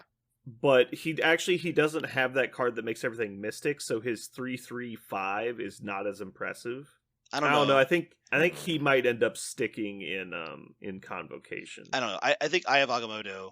I think Eye with cover. It's good. Sounds really good. Sure, but also Mystic. Go ahead. It's not true cover. It's normal cover. Right. But Mystic Armor of Strange also, right? So he's also going to get wilds. I mean, if somebody tries to get physical attacks, not on physicals, no. But I'm just saying, it's one more layer of how he's not easily shootable down, not easily. Also, the ability to place other characters within 3 seems dumb. I want to do it and see what happens. Enemies, I mean, as soon as they get close to him, he's just like, no, you go over there, and I'm going to shoot you now again. It seems good. Yeah.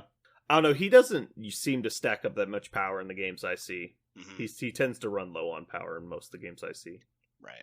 But it's possible. I don't see him really abusing it. The thing I see, because he's a range 5 attacker, he's probably not getting shot by Mystic or Energy just in general. Mm-hmm. And so I don't think the cover really changes much. Right. It's okay. I don't know. Yeah, it doesn't seem abusable to me. It just seems good. So is it really just still Corvus and Proxima? Is that like what you do, and there's not really a better version than that? Well, I mean, we just talked about several things we thought were as good or better. I think Thanos is just as good. Oh, Thanos, I think, yeah, I agree with you. Thanos, Magneto, MODOK. All those are good. Yeah. I don't see Magneto being especially good for this. It's the mobility. You have to watch it happen. Okay. It's the mobility. Oh no, I saw him teleport only 2 inches away from where he was before with a. And you're just like, this game is broken. Yeah, nobody understands. I get it. I placed the other portal 4 inches to my left. You're like, Brandon, you're an idiot. And you're like, oh, okay, we'll see what happens in a minute. Yeah. You're like, I fucking hate this game. Yeah. Yep. It doesn't take much movement to be really silly. All right, and then finally, I think the one we can all agree is probably the one that everyone is trying to do is Illicit Network. This definitely feels like the most abusable min-max leadership. If anyone's not familiar, Kingpin's leadership says, while healthy, your characters count as 2 models when contesting objectives. And also, once per turn, anytime during an allied character's activation, they may spend 2 power and move 1 asset or civilian token they are holding to an ally within 3. So the big part of this is basically your characters count as double, so all of the objectives that are contestable and the most healthy characters win it, just like everything else. Or if you're trying to flip objectives by rolling dice versus opposing healthy characters, counting as double is a big deal.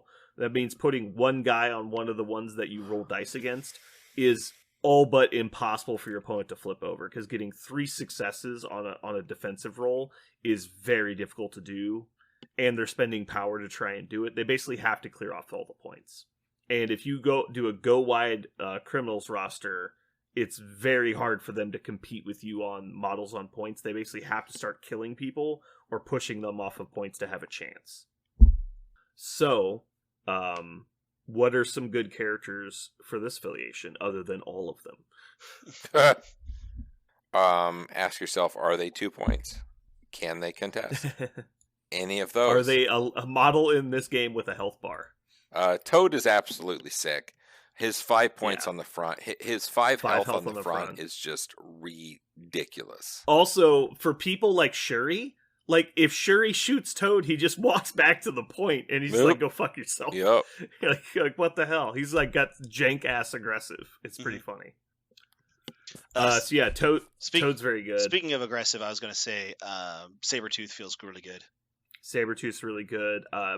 Deadpool's really good, because he counts as healthy on the injured side. So he's getting the leadership ability on both sides. He also has a tactics card called Chimichanga, which he can then, because he's in Criminals, pass to Kingpin, which is fun, and give Kingpin power and heal one every turn, which is pretty cute. Deadpool's also hard to move off of points because of his broken brain. What else do we have? Anyone who's hard to kill for their point cost becomes very efficient. People like Venom and Lizard. Honestly, Crossbones isn't that bad because he has a combination of aggressive, high physical defense. He's already a criminal. I know he's already a criminal. I'm just pointing out the reasons that, because normally people look at Crossbones and just throw him in the garbage. But in this affiliation, he's actually good. Because he has damage reduction, aggressive, and a high physical defense. Let's see, who else? You can do like really high powered criminal characters like She-Hulk and MODOK are both really good. MODOK's already affiliated, but She-Hulk again has aggressive and no injured side, and so she's going to get the leadership the entire way down, which is pretty handy. But she's expensive, so you're going to run less characters than you could have. And I think this leadership ability is going to be one of the defining like choke points in the game for me. If they start printing characters that are good in Criminals, the game might turn on its head real fast. Because I think this is the strongest leadership ability in the game, and it's not even close. I was going to say Black Panther feels amazing in this faction, because Black Panther is very good. Because he stays on his front side the whole time and scenario plays like a boss. I don't know how. How do you send 3 people at him? Like, no, you just use Mystic. Oh, there you go. Yeah. Mystic gets through his bullshit. Yeah. And so, well, still gets blanks, I think, but he can't add dice. But he's also only Mystic 3. So he's just rolling. He's basically just a 3-dice martial artist, which is annoying, but not impossible to get through. Does he get it with Mystic? I don't think so. I don't think he gets shit with Mystic. He does, I'm pretty sure. Same as Cap's ability. Black Panther. There's so many characters with black in their name. Vibranium armor. When defending against Mystic. Physical or energy attacks character. Oh, shit. No, yeah, it does. Yeah, he hates Mystic. It does not work. Oh, that's right. He doesn't add the dice till the back. That's why Ghost Rider fucking punked me. Yeah. No, I'm just thinking Captain America, because Captain America, his add dice and his blanks are separate, and the blanks work on Mystics. Yeah, Black Panther is completely vulnerable to Mystic, which is weird because he's like a Mystic character. But I mean, that's his only vulnerability, like Mystic. That's his only one. Yeah. Everything else, throw a million dice at him. He doesn't give a fuck. Like, it doesn't matter. He can still do his reroll if he's playing in Wakanda. Well, but yeah, that's the answer is Mystic. So any other honorable mentions? I mean, it's pretty obvious. I think anybody who's hard to remove from a point is a crucial thing here. I think Black Dwarf is actually pretty fun.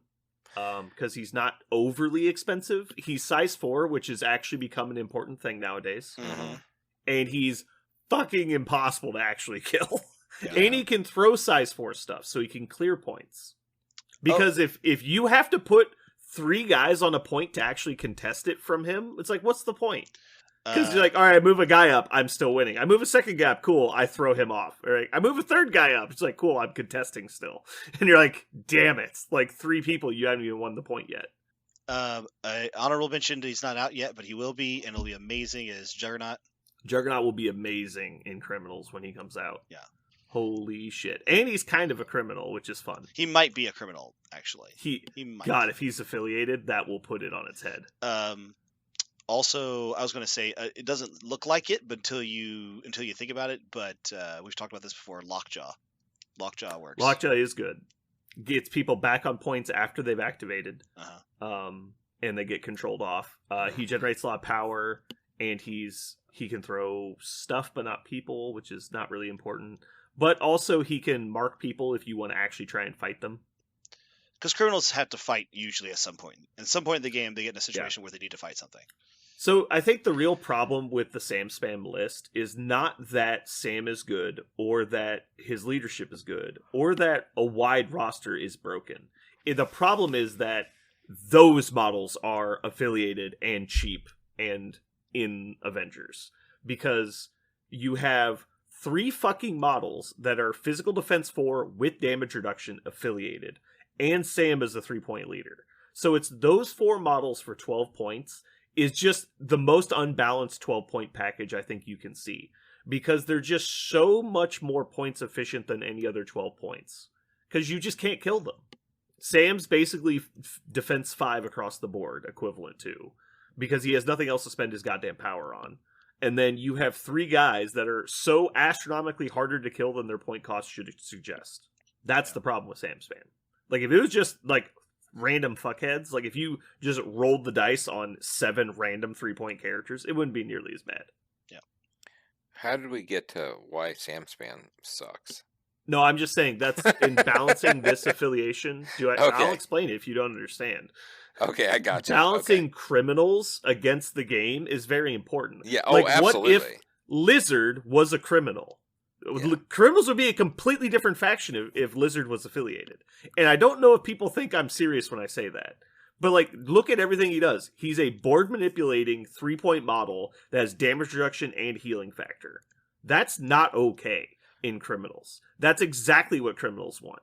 And so if they got the Avengers treatment where they had 4 other characters that were like Lizard, can you imagine Kingpin and 3 Lizards was their affiliated models? And then they got to bring in other stuff? There would be no Sam Spam. Like, because criminals would be twice as bad. Because how do you fight against 7 models that count as 2 people and throw you off points? Carefully. There is no carefully. There is only lose. But yeah, I think the criminal leadership is the best leadership in the game, and it needs to be held in check by what is allowed to be affiliated with them. Mm-hmm. And if Juggernaut is coming out and is going to be a criminal, I hope somebody hears this and makes him not a criminal, because that might be enough to make criminals the best affiliation. Well, let me have a counter argument. I would rather see a 5-point model than 3 2-point models divided up, depending on how you do it. Oh, yeah, for sure. I'd rather see a 5-point model in criminals than a 3 and a 2. Like, God, please be an idiot and go narrow criminals. That's what I'm saying. Like, go ahead. Like, if Juggernaut is the model, add him in there. Great, take him. I'd rather see that. Let's just run through their affiliation real quick. Kingpin, 4-point model, medium base. Bullseye, absolutely trash model, used to be 3 points. Now it's 2, though. Black Cat, one of the best models in the game for 3 points.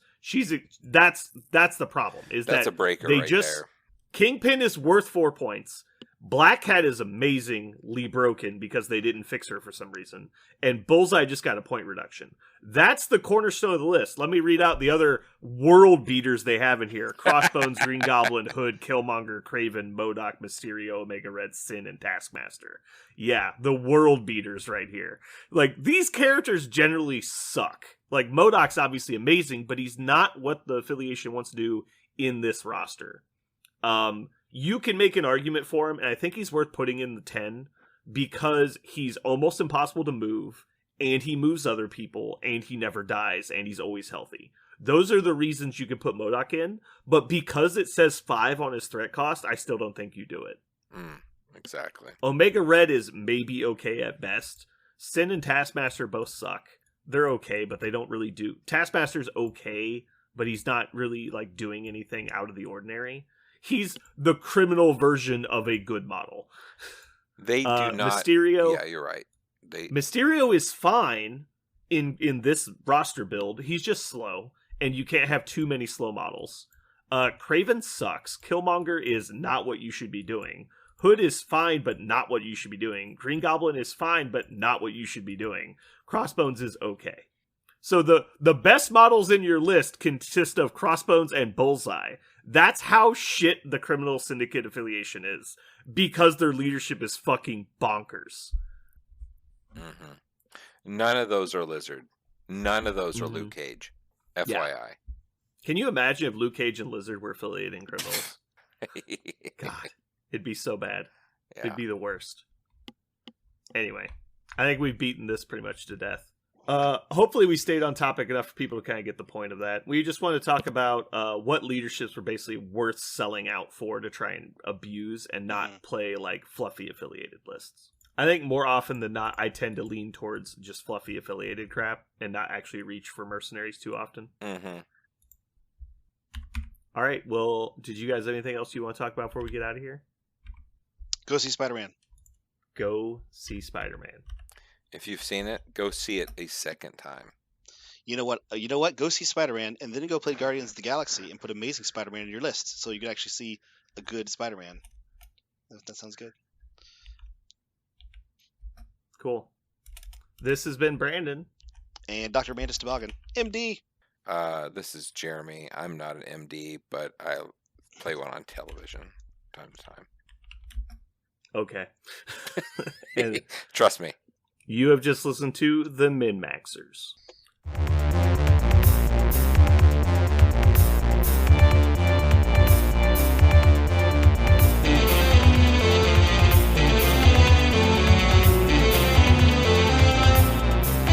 So what are we going to call this thing? I got it. Okay. Incredible, new, fantastic, astonishing, mighty, original, uncanny, sensational podcast.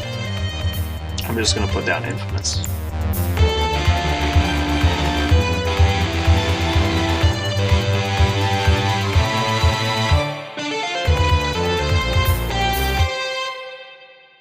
Okay. We did it. Nobody even died this week. Nobody died, but Not for lack of trying. COVID is still rampant. I was gonna say we got this is our first RonaCast, guys. This will be. It is a RonaCast. Yeah, First 2022. Fuck it, Yep. man. We're doing it live. Mm-hmm. I like it. I guess we'll see how I feel after 2 hours of no lozenges. That'll probably be a good teller. Eeh. Yeah. I mean, So how was your guys' week? Mine's been very uneventful. now that you asked that question, I have no idea. Like, I blanked out. All I've had is pure work and bullshit. Like, we had an ice storm recently. We've had holidays, Christmas, New Year's Eve.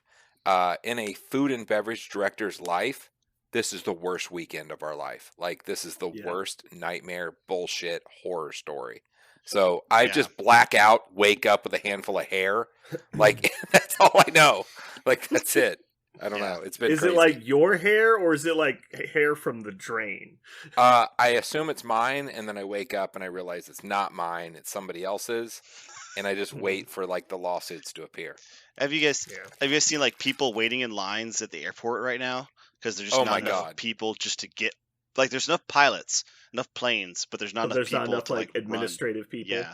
So there's just like one person at the entire like Chicago airport taking tickets. Yeah. Speaking of Chicago, I go to Chicago next week. I hope it's not crazy. Yeah, I'm sure it'll be fine. There's probably nothing to worry about there. Yeah. Let's just move on. It'll be fine. You know what? Let's just soldier right past that concern. It'll be fine. Is worrying about it going to make it any better? No, let's just forget about it then. I don't worry about that kind of bullshit. Just show up 9 hours before your flight just in case. Fuck it. In super ironic news, the deputy district attorney in Southern California's Orange County dies of complications from COVID-19. The reason why this is important is that she is a vocal critic of vaccine and mask orders for like the entire thing, and so apparently she finally got the Rona and it got her. Parker, we're trying to not keep it political. God damn you! Damn you, sir! That's just news. That's just irony. Will you fucking quiet down? I just like irony. So here's a logic formula for you. So my girlfriend tested negative for COVID, but she was sick, and so we saw each other, and then I got sick. So I was like, oh, well, I probably just have what she has, and she tested negative, so I probably don't have corona. And then I go and get a home test kit, and I have corona. So one of our tests was likely wrong, I can imagine. Yeah. Both of you are dirty. Both of you are dirty. You probably shop at Walmart. Because she went to an actual like medical facility and got tested. I did the home test kit. So I think it's more likely mine was wrong, but it's hard to throw out a positive, right? Right. So you both are gross. I don't know. Yeah. I'm glad I'm not around you right From now. That's from probably what what it from is. what I understand, there is a higher probability of a false negative than a false positive. I think with the test, Yeah. Okay. meaning you're more likely to get an accidental negative than an accidental positive. Is what I understand. Yeah, I But- mean, it's not like it matters. Right. That's kind of my logic. I feel like it's more likely that the negative was wrong hmm So what because I can't think of anybody else I've had direct contact with that's had it. I mean, every Magic card player probably has it.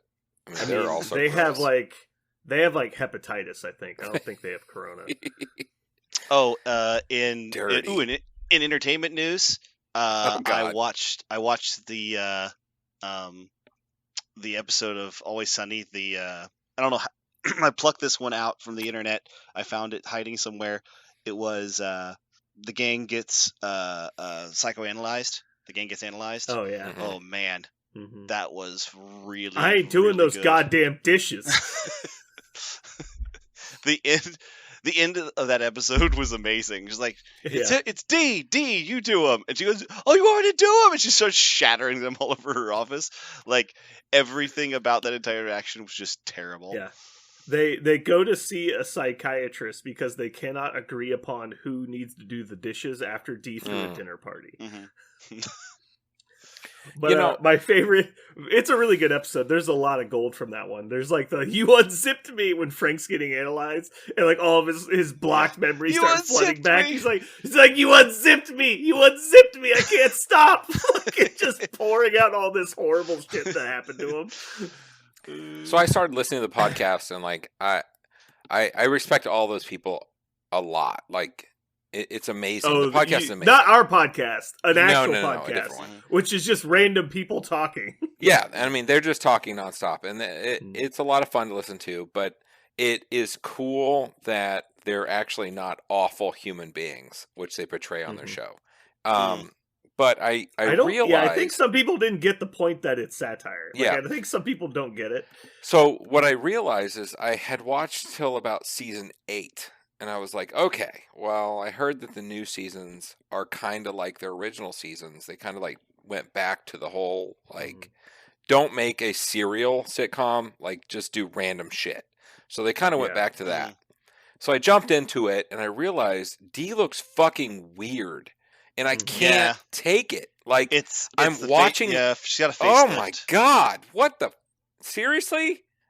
Okay, that I mean, I watched a few episodes and then I kind of fell asleep, and I watched a few more episodes, and I don't know if I can work with this version of D. Like, she looks swollen Mhm. and weird. Yeah, she's obviously had some facial work done, and it's it's the Courtney Cox treatment. Like, if Yeah. you've seen after Friends, Courtney Cox has done a few shows that were actually not bad, and Sarah Mhm. watched them, and she's tried to get me to watch them a couple times, and every time I'm just like, I can't look at Courtney Cox's face. It's like looking directly at the sun. It's just uncomfortable. It's like they pulled her face into her cheekbones. Yeah. like they just. It's like, yeah, I don't know what it is. And her lips. I mean, are like it might a little just bit be bigger, the way and- their faces age. Because if you think about it, it's like 15 years after the show started. Like that might just be how she's aging. I don't know. Yeah, I mean, It wouldn't I took surprise me if she had a facelift, a but 7-year leap, and it just it doesn't sit well. yeah, It's weird. But I don't remember like a rift where it happened after one season, which is why I'm thinking it might just be a natural effect because I don't remember her looking. She's done different from one something. year to I mean, another. I think she's done some possible. Botox. I think Botox because it's kind of swollen and kind of weird. Maybe. I did the same thing because I've been watching. There's a new HBO series on. It's the Sex and the City, but it's the new version where they're all 50s, and all of them had work done, and I'm like, Yeah. God damn, ladies, like y'all keep your shit together. Like y'all are attractive, even though you're 50 some years old. Like you're still attractive, but you done fucked it up. Like it's looking into the abyss. Like Yeah, there's something wrong, I don't. but you get it. can't put your finger on it. You know, It like doesn't look natural. no, Yeah. that's exactly it. Yeah, I like that one comedian who's like, know when to let somebody else go first. It's like laser eye surgery. It's like, you know what, guys? I'm gonna let you work the kinks out before I get under the laser, Yeah, guys. exactly. Let let some of the brave people go first. And then he's like plastic surgery. It's like, you can look at people and be like, nah, it's not ready yet. Like, it's like, we need to wait a few more years, let them iron out the kinks, and then we can start sending normies and famous people in there. Yeah. Yeah. No, it's like your lips are way too close to the bone. Like, I don't know what's going on there, but that's way too much teeth for, like, human bigs. Like, I don't know what's happening. But yeah, no, their premises are good. Like, I really enjoy the show on season 15. Like, they're solid episodes, but it's just kind of odd to look at her and like, what are you doing to yourself, lady? She looks a lot different, but she's like, what, almost 50? Like, oh, whatever. I mean, I'm okay with that. Fine. Like, but when you look like your face is stretched oddly, like, that's not normal. I'm just saying, I mean, I haven't looked into this at all, but I watched the show concurrent. Yeah, I know you're all up on it. I've watched old seasons, and I never noticed like a specific change. It flowed really naturally, so if she did have stuff done, it was pretty minor. Well, I mean, like Dennis. Like, Dennis's hair is, like, great. Dennis looks more weird to me. Yeah, like he's starting to grow into, like, an older person. Like, I can see that. Yeah. The he rest looks of them, he's about to become, like, a senator. Charlie's got a beard, and Charlie's Charlie. He'll stay the same age forever. Like, Charlie still looks 25. Yeah. Like, some of that. But then Dee, you look at her, and it's like, you're stretched across a canvas or something. Like, something's weird. Like, you're like a skin face. Like, it's You should see Danny DeVito when he's not like makeuped up. Like, he looks fucking old. Oh, he is the really dude old. is like 75. Because he uses that Chinese motor oil. Oh, man. So I watched it was like Esquire or one of those magazines does some YouTube stuff where they interview people about their whole careers, and so there's a half hour. They have a half hour YouTube about him and talking about his whole career. I had no idea he was in One Flew Over the Cuckoo's Nest. I had no like with Jack Nicholson. That's how they met each other. That's why they know each other. Is that movie? And I didn't realize he was in that either. No, because when they showed a clip, like while he's talking, they showed a clip of him sitting. He was the guy who was always sitting on the chairs because his character had severe PTSD from he was in the Navy and he got his ship got blown off and so he was like in a raft trying to keep himself alive, like literally keep his legs out of the water all the time because the sharks are all around him. And so his character in every scene, he's always like up on top of the chairs. Like he never has his feet touching the floor because he's still like living those moments. But watching those scenes, I'm looking at Danny DeVito like that's Danny DeVito because he's like, what, he's like 28, 24, 25 or something in those. Wow. And he looks like a totally different guy, like 100% different person. Because I always picture my Danny DeVito as the Penguin from Batman Returns. So that's my Danny DeVito. Maybe Danny DeVito from Taxi, but I never pictured him in that movie. That's actually how he got that was his big break. They did a spoof of One That Flew Over the Cuckoo's Nest on Sunny. And he plays Jack Nicholson's character. 100% because of that. He was in the movie, Yeah, exactly. I'm waiting for someone to make the reference. This is clearly not the moment, but it's gonna happen, I know it. I'll be back in a second, hold on.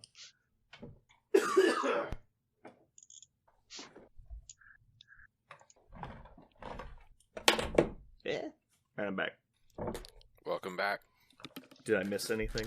I dropped a huge bomb. I did it. You guys told me to do it, so I did it. Nice. You downloaded Minecraft? I bought Spider-Man. Yeah! I bought Spider-Man 2, and I watched it, and then the next day I went and saw Spider-Man 3. So I Oh my god. You told me to do it, and so I did it. Aww. He did it. He didn't even invite me to go see it. What an asshole. Well, I decided, why am I trying to avoid like doing this with my wife? Because she loves MCU stuff. I was like, so let's go ahead and just try to figure this out. And so, yeah, we went and saw it together. It was great. My grandparents watched our girls, and we went. It was awesome. I would say this about the second movie. Careful. The second movie. What? Careful. I'll say the second. Watch what you say. I think I know what he's going to say. Just let him say it. The second movie was so much stronger than the first one. It was definitely a second movie, though. It was just supposed to connect the first one and the third one. Correct. My wife had no memory of the first movie. She saw the first movie, had zero memory of it. So it was my job to like piece together like a. You don't need to know anything from the first one though. It's an origin story. Like if you know who Spider-Man is, you don't need to know any of the rest. Really. Well, there's some things the main conflict in the main character conflict, a personal conflict for Peter in the first one is, can he live up to Tony Stark's expectations, right? And she had totally forgotten about that because that is something that's important for Homecoming. I guess that's fair. Sorry, Homecoming is important for Far From Home. And so, and also Sarah cannot stand not feeling like she doesn't have the full context for something. Yeah. So every single time she watches a Marvel show, she always watches those. Did you guys know that Disney Plus produces a pre-Marvel show, a show for every one of their IPs? Did you know this? It's called like Marvel Legends or Marvel. Oh yeah, something like that. Yeah. It's not a behind the scenes. It's just these are the things you would need to know before you watch this show. She watches all of those like the moment before we watch a new Marvel show because she feels like she wants to the whole context. And so I made her basically a Marvel Legends for Spider-Man. And so I put a bunch of clips together and strung them together with some plot in between. And I had forgotten how strong Homecoming was. I'd actually forgotten. Yeah. I thought I had not. I could tell when you badmouth it constantly. Well, the problem with it was. God damn it, Parker. My problem with it is the same thing is I am overcritical of resolutions, and the resolution of that one was not the Vulture. The actual resolution of that one was Iron Man and Peter. Like that's the actual resolution for the movie. Yeah. And it was not actually the Vulture. And so that's why I felt a little disappointed, is because the first thing we see in the movie is the Vulture, and his resolution is just not super strong. And so I don't think it's meant to be. I don't think it's meant to be. I think it's actually the Vulture is just a vehicle for Peter to grow as a person, and especially in context of like the MCU and the Avengers and all that. I get it. So Far From Home was really good. I really like Far From Home. It was definitely a second movie setting up for the third one. You're supposed to watch Far From Home and then the third one. So you guys gave me really good advice. It was a really good idea to watch both. Even though I know the main plot points. Weird how that worked out. This is actually... Hold on, wait. I want to say something real quick, though. At this point, we might talk about No Way Home spoilers. If you haven't seen No Way Home yet, stop listening to the podcast at this point. Right. All right, go ahead. Okay. No Way Home was cinematic achievement. That was a cinematic achievement. That was really, really, really interesting what they did. I scratched my chin a lot after the movie because I love to look for seams in movies. I love to find out like where in here did a Hollywood producer or a Floridian producer or a Georgia producer stuck their big fucking dick in this movie and fuck it up, and where can I find that they did that? I had a really hard time finding it in this movie. Which is rare for a Sony picture. I feel like I see it every 45 seconds in a Venom movie. I'm just like, ugh. Yeah. Somebody made this decision because somebody's like, this is going to be a great funny. We got to have Apple Beat Laboratory in right. this or something. You're like, Jesus oh Christ. God. So I'm like, but in the Spider-Man movie was not that at all. It felt very seamless. Also, they did something really interesting, which is they basically redeemed not only 2 Spider-Man movies in the modern era, but 3 other Spider-Man movies in a previous era that were also shitty. So, also implies that the 2 movies we just saw are bad. I mean, like, they took 3 shitty Spider-Man movies from the previous era, Spider-Man 3 and the 2 Amazing Spider-Men. Okay. And redeemed those. Dude, And the Amazing Spider-Man 1 was not bad. It just wasn't great. It was bad. Spider-Man 2 was an atrocious movie. Amazing Spider-Man 2, sorry. Amazing Spider-Man 2 was... You gotta be specific. I'm about to freak out. The first one wasn't good, though. It wasn't good. It was exciting. Yeah, it was just, it was not... It was like, oh my God, it's coming out. And Richard Garfield seems perfect. Wait a second, Why is it not perfect? Why is it bad? Also, the other thing about that movie was... I never got Richard Garfield as Spider-Man. It's Andrew Garfield, right, guys? Andrew Garfield, Andrew Garfield. You got it. I think visually he looked the part. I don't think he plays as Peter Parker, but visually he looks like Peter Parker. Richard Garfield made magic. Yeah, Richard Garfield. Yeah, Now, You fucking nerds. Now there is one thing they got right in the Amazing Spider-Man, and it's the only reason why the only thing that I thought was props for is every time the Amazing Spider-Man moved, like the CG Amazing Spider-Man was amazing and moved just like what I thought Spider-Man should move like. So I left that going, wow, I finally got to see the Spider-Man in my comic book kind of come to life in front of me. But I would much rather have seen like a 10-minute CG Spider-Man fight than watch that whole movie. Like I didn't need the whole movie to see the 10 minutes of CG Spider-Man fight.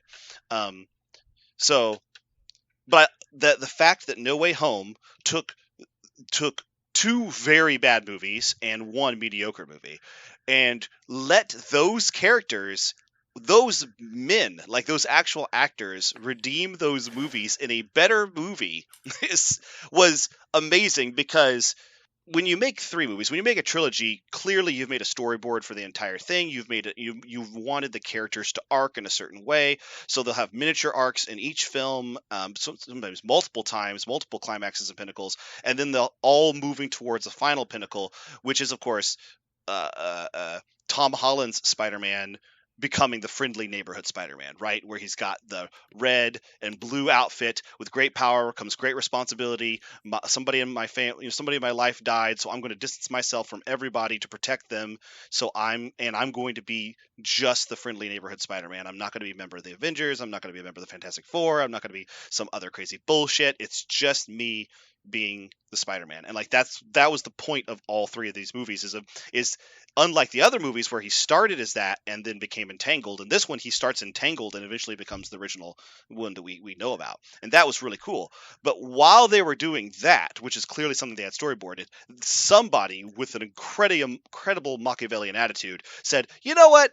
Let's go ahead and redeem these other 2 previously failed IPs that we were all sure that we were misses, and we all feel kind of bad about them ever even existing.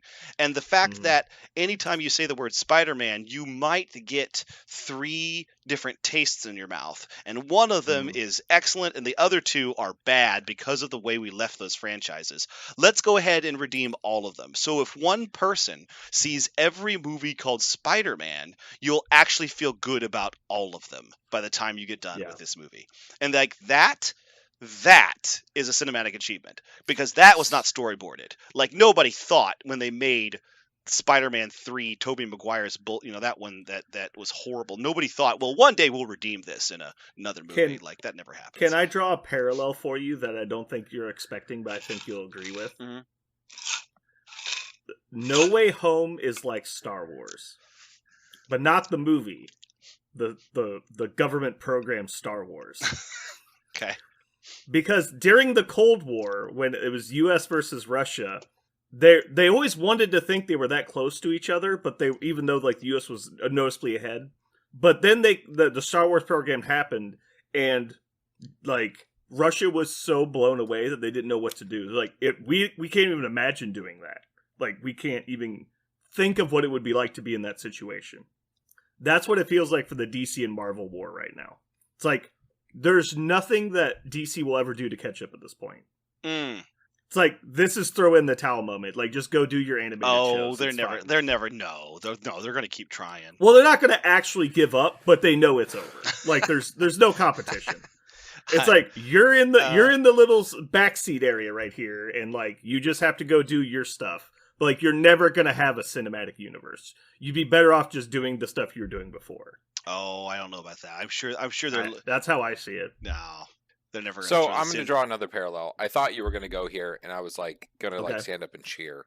And my 9-year-old kids came up with this, and maybe I'm just stupid. Like sometimes I just feel like I'm fucking last in line. I don't understand. Like sometimes I'm just dumb. Okay. So my kids were like fiddling through my movies tonight, and they're like, you know what, it's our last night, we want to watch a movie. Can we watch a movie? I'm like, sure. And they fucking pull out Spider-Man Multiverse. And I'm like, okay, that's fine. I love that movie. I'll watch that movie every day. Every day. And they go, this is just like Spider-Man 3. And I was like, what the fuck are you talking about? Like, no, wait a second. Motherfucker, it is.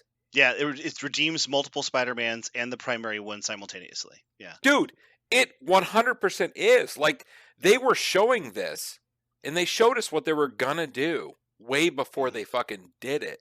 They just did it in a fucking clever-ass way. It was amazing.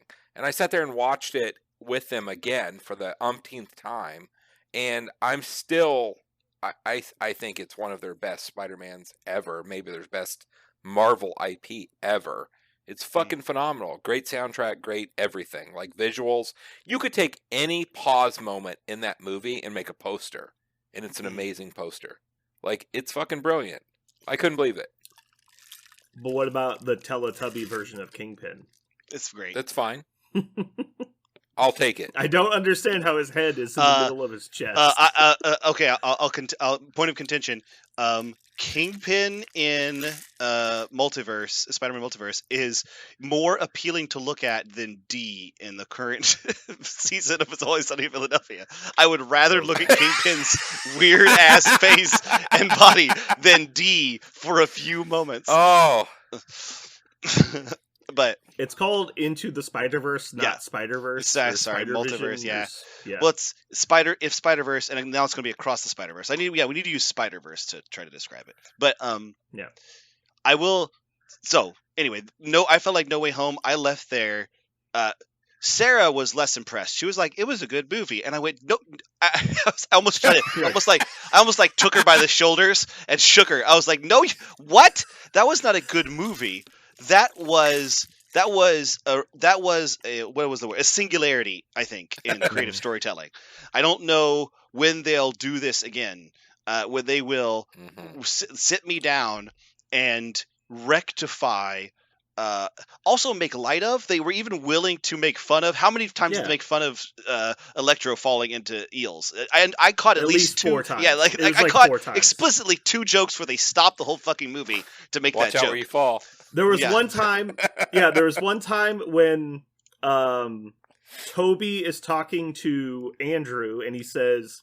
And Andrew says, "Oh, he fell into eels." Like, yep, that'll happen. Yeah, it's like, and then there was when Sandman's talking to him, Marco. Sandman's talking to Jamie, and Jamie says it. And he's like, "Oh, okay." And then I'm pretty sure there's a time when Tom is talking to Jamie, and he tells him again. He's like, there's "Wow, at least 3 eels, huh?" There's at least like 3. There's at least 3. They keep coming back. They come back to the dancing several times as well. Yeah. Also. I am so glad they just let Alfred Molina just act the fuck out of it, because that was everybody. It was my favorite part of Spider-Man 2 was Alfred Molina's Doc Ock. Like, it was so good, and they let him be that character so much, and I love that they didn't hide it. Also, Willem Dafoe's Green Goblin is fantastic. They let he goes real over the top. Yeah. I could not believe the acting that Willem Dafoe did. And I don't like him. I was never a fan of Willem Dafoe, and no, he goes straight Jeremy Irons on their asses. Yeah, the tone of his voice, you knew exactly where he was, and it was fucking phenomenal. No, and you could tell when he was switching back and forth. Yeah, it was so great. Good. It was classic William Dafoe from Boondock Saints. It's funny. It's funny. That shit was on point. It's funny that we were talking about Danny DeVito's look at his career thing. Penguin. I watched Willem Dafoe's as well, and one of his favorites ever was the Green Goblin.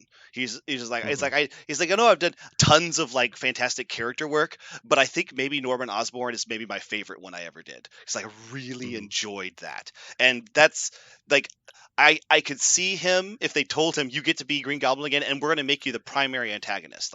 And also this big point of mercy, this big problem for Tom as he's got to try to figure out: does he give mercy to a disturbed man, or does he, exact revenge for somebody who's just straight up as evil as we could make you? That's got to, as an actor, you've got to be so excited. I mean, I'm sure he was just amazingly happy to say yes to that. The fact that they let them be what they was fantastic, but they also let Jamie Foxx make fun of himself a little bit. And everything. They also let Andrew Garfield make fun of himself a little bit. Like and also they let Tobey. They even mentioned like Tobey Maguire is an older man, and they let it happen. They acknowledge that this Spider-Man is an older one who's worldly. He's been around a bit.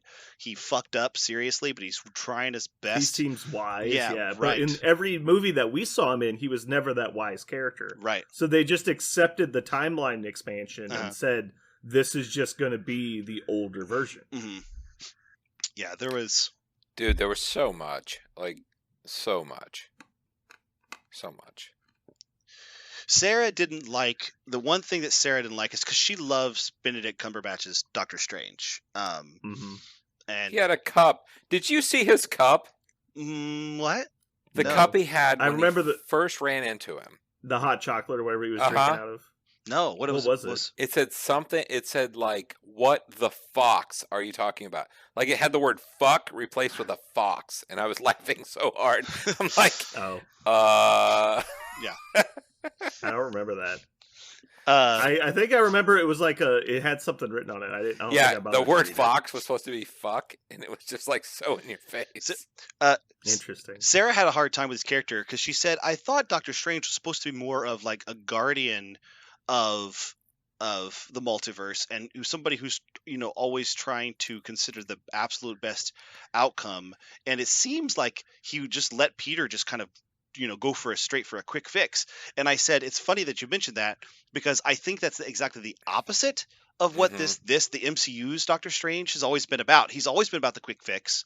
He's actually, people who are wiser than him, like Mordo and the Ancient One, have always had to try to convince him and Wong, don't just go for the quick fix. Yep. Don't just steal books out of the library. Don't just try to fix your hands. Don't just fuck around with the time stone and mess with the multiverse. The first movie. Yeah. The first movie. Yeah. He is the first movie character. Right. And so I loved that once again, even in this movie, MCU does this a lot, which is they're setting up things for the next movie, but we have a character in this movie who runs into a really serious problem. Like the Multiverse of Madness is going to be like the extension of the personal crisis Strange has in this one, which is he always says yes to fuck with the multiverse. He always says yes to the quickest and easiest magical solution. He wants magic to wipe it off.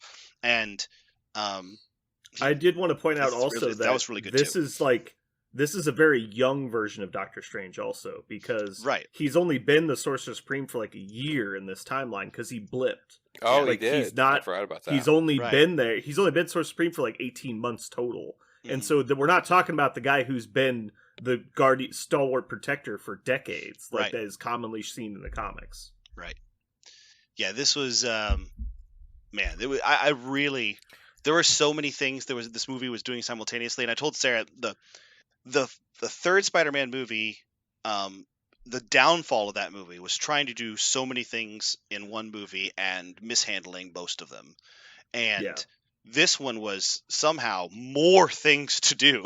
There were like twice as many. There were more things to do and questions to answer. I told my brother, there's only one thing about this movie that made me mad.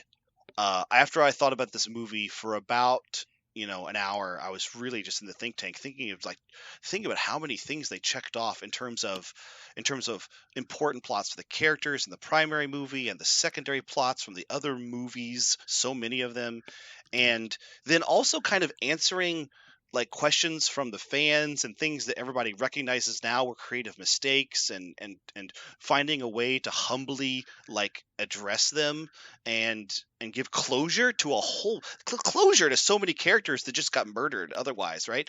Yeah. And like what a great like way to deal with all this stuff.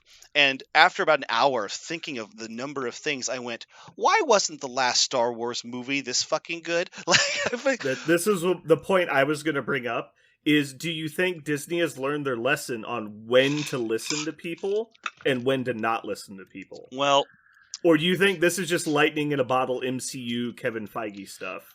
And that they realize that you got to put someone who actually cares about the source material in charge and not just let some creative director make all the decisions. I've actually, Sarah and I had a little argument about, not argument, more just like where is this coming from? Because this is a Sony film made by Columbia Pictures. I don't know who in the MCU was even involved in this. Was anybody from Disney's creative team? Did they even touch this? I don't know. Or did Sony just buy the IP for the MCU, like Strange and some of the characters the MCU has sanctioned? Because all 3 Spider-Man movies, Homecoming, Far From Home, and No Way Home, were all Columbia Pictures movies. They were all made by Sony. None of them are made by Disney. That's why they don't exist on Disney Plus. Yeah, but Feige's name is all over this one. Yeah, that's what I thought. No, I mean, when you watch it, you see his name pour over. Okay. Yeah. His name's all over. At the end, it's like creative director Kevin Feige, something like that. Yeah. And they were I involved. just Googled it, and the first result is No Way Home villain plot was suggested by Kevin Feige. Okay. So I assume this was a collaboration of the creative teams, but yeah, technically this was a Sony release. I was gonna say, because it was written by Chris McKenna and Eric Summers. It says directed by John Watts, who did a great job. But it's interesting. If you want to do something really cool, go see it a second time. I swear to God, it's twice as good the second time. Like the thing I hated most about the movie was actually a lot of the interactions between Strange and Spider-Man, and I just felt like it was a little untrue to their characters. Like I felt like they rushed into things really quickly, but obviously they had a lot to get through. And so I know why those scenes seem rushed, because they didn't have the time to make them feel more thought out. But like when they're in the middle of the spell, it's like, okay, maybe we should just stop and talk about this for a minute. It's like, it's been 20 seconds and you're already casting like a world-changing spell. But maybe we should slow down. Yeah, it is that true. whole situation. The second time I watched it, the whole time, it's like so anxiety driven. Like you're just like, why are we doing this? You're like, well, and time out. Is it's all Strange's ego. He thinks he's above it. Like he's just like, okay, whatever, kid. Like fuck it, whatever. And that's the thing. Like they're trying to create, I feel like, a Strange has a problem. Like his ego is a monster.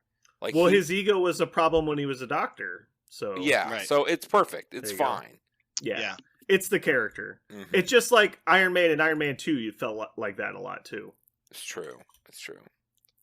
Yeah, I think this Doctor Strange of being also, I mean, we've already seen it a little bit in What If, and the What If, we're going to see a Dark Strange in Multiverse of Madness, and so like that idea that he just gives in and goes, yeah, just why don't you just let magic solve all your fucking problems? Why even go half-assed at this at all? Yeah, I think that's definitely the character arc they're setting up, and I agree. I think that the next movie is going to be fucking amazing. I don't think one of the things that they don't do. One of the things that they teased a little bit in the movie that I see, Brandon, I see where you're coming from, is the whole the only way they tease this is the call me Steven versus Sir.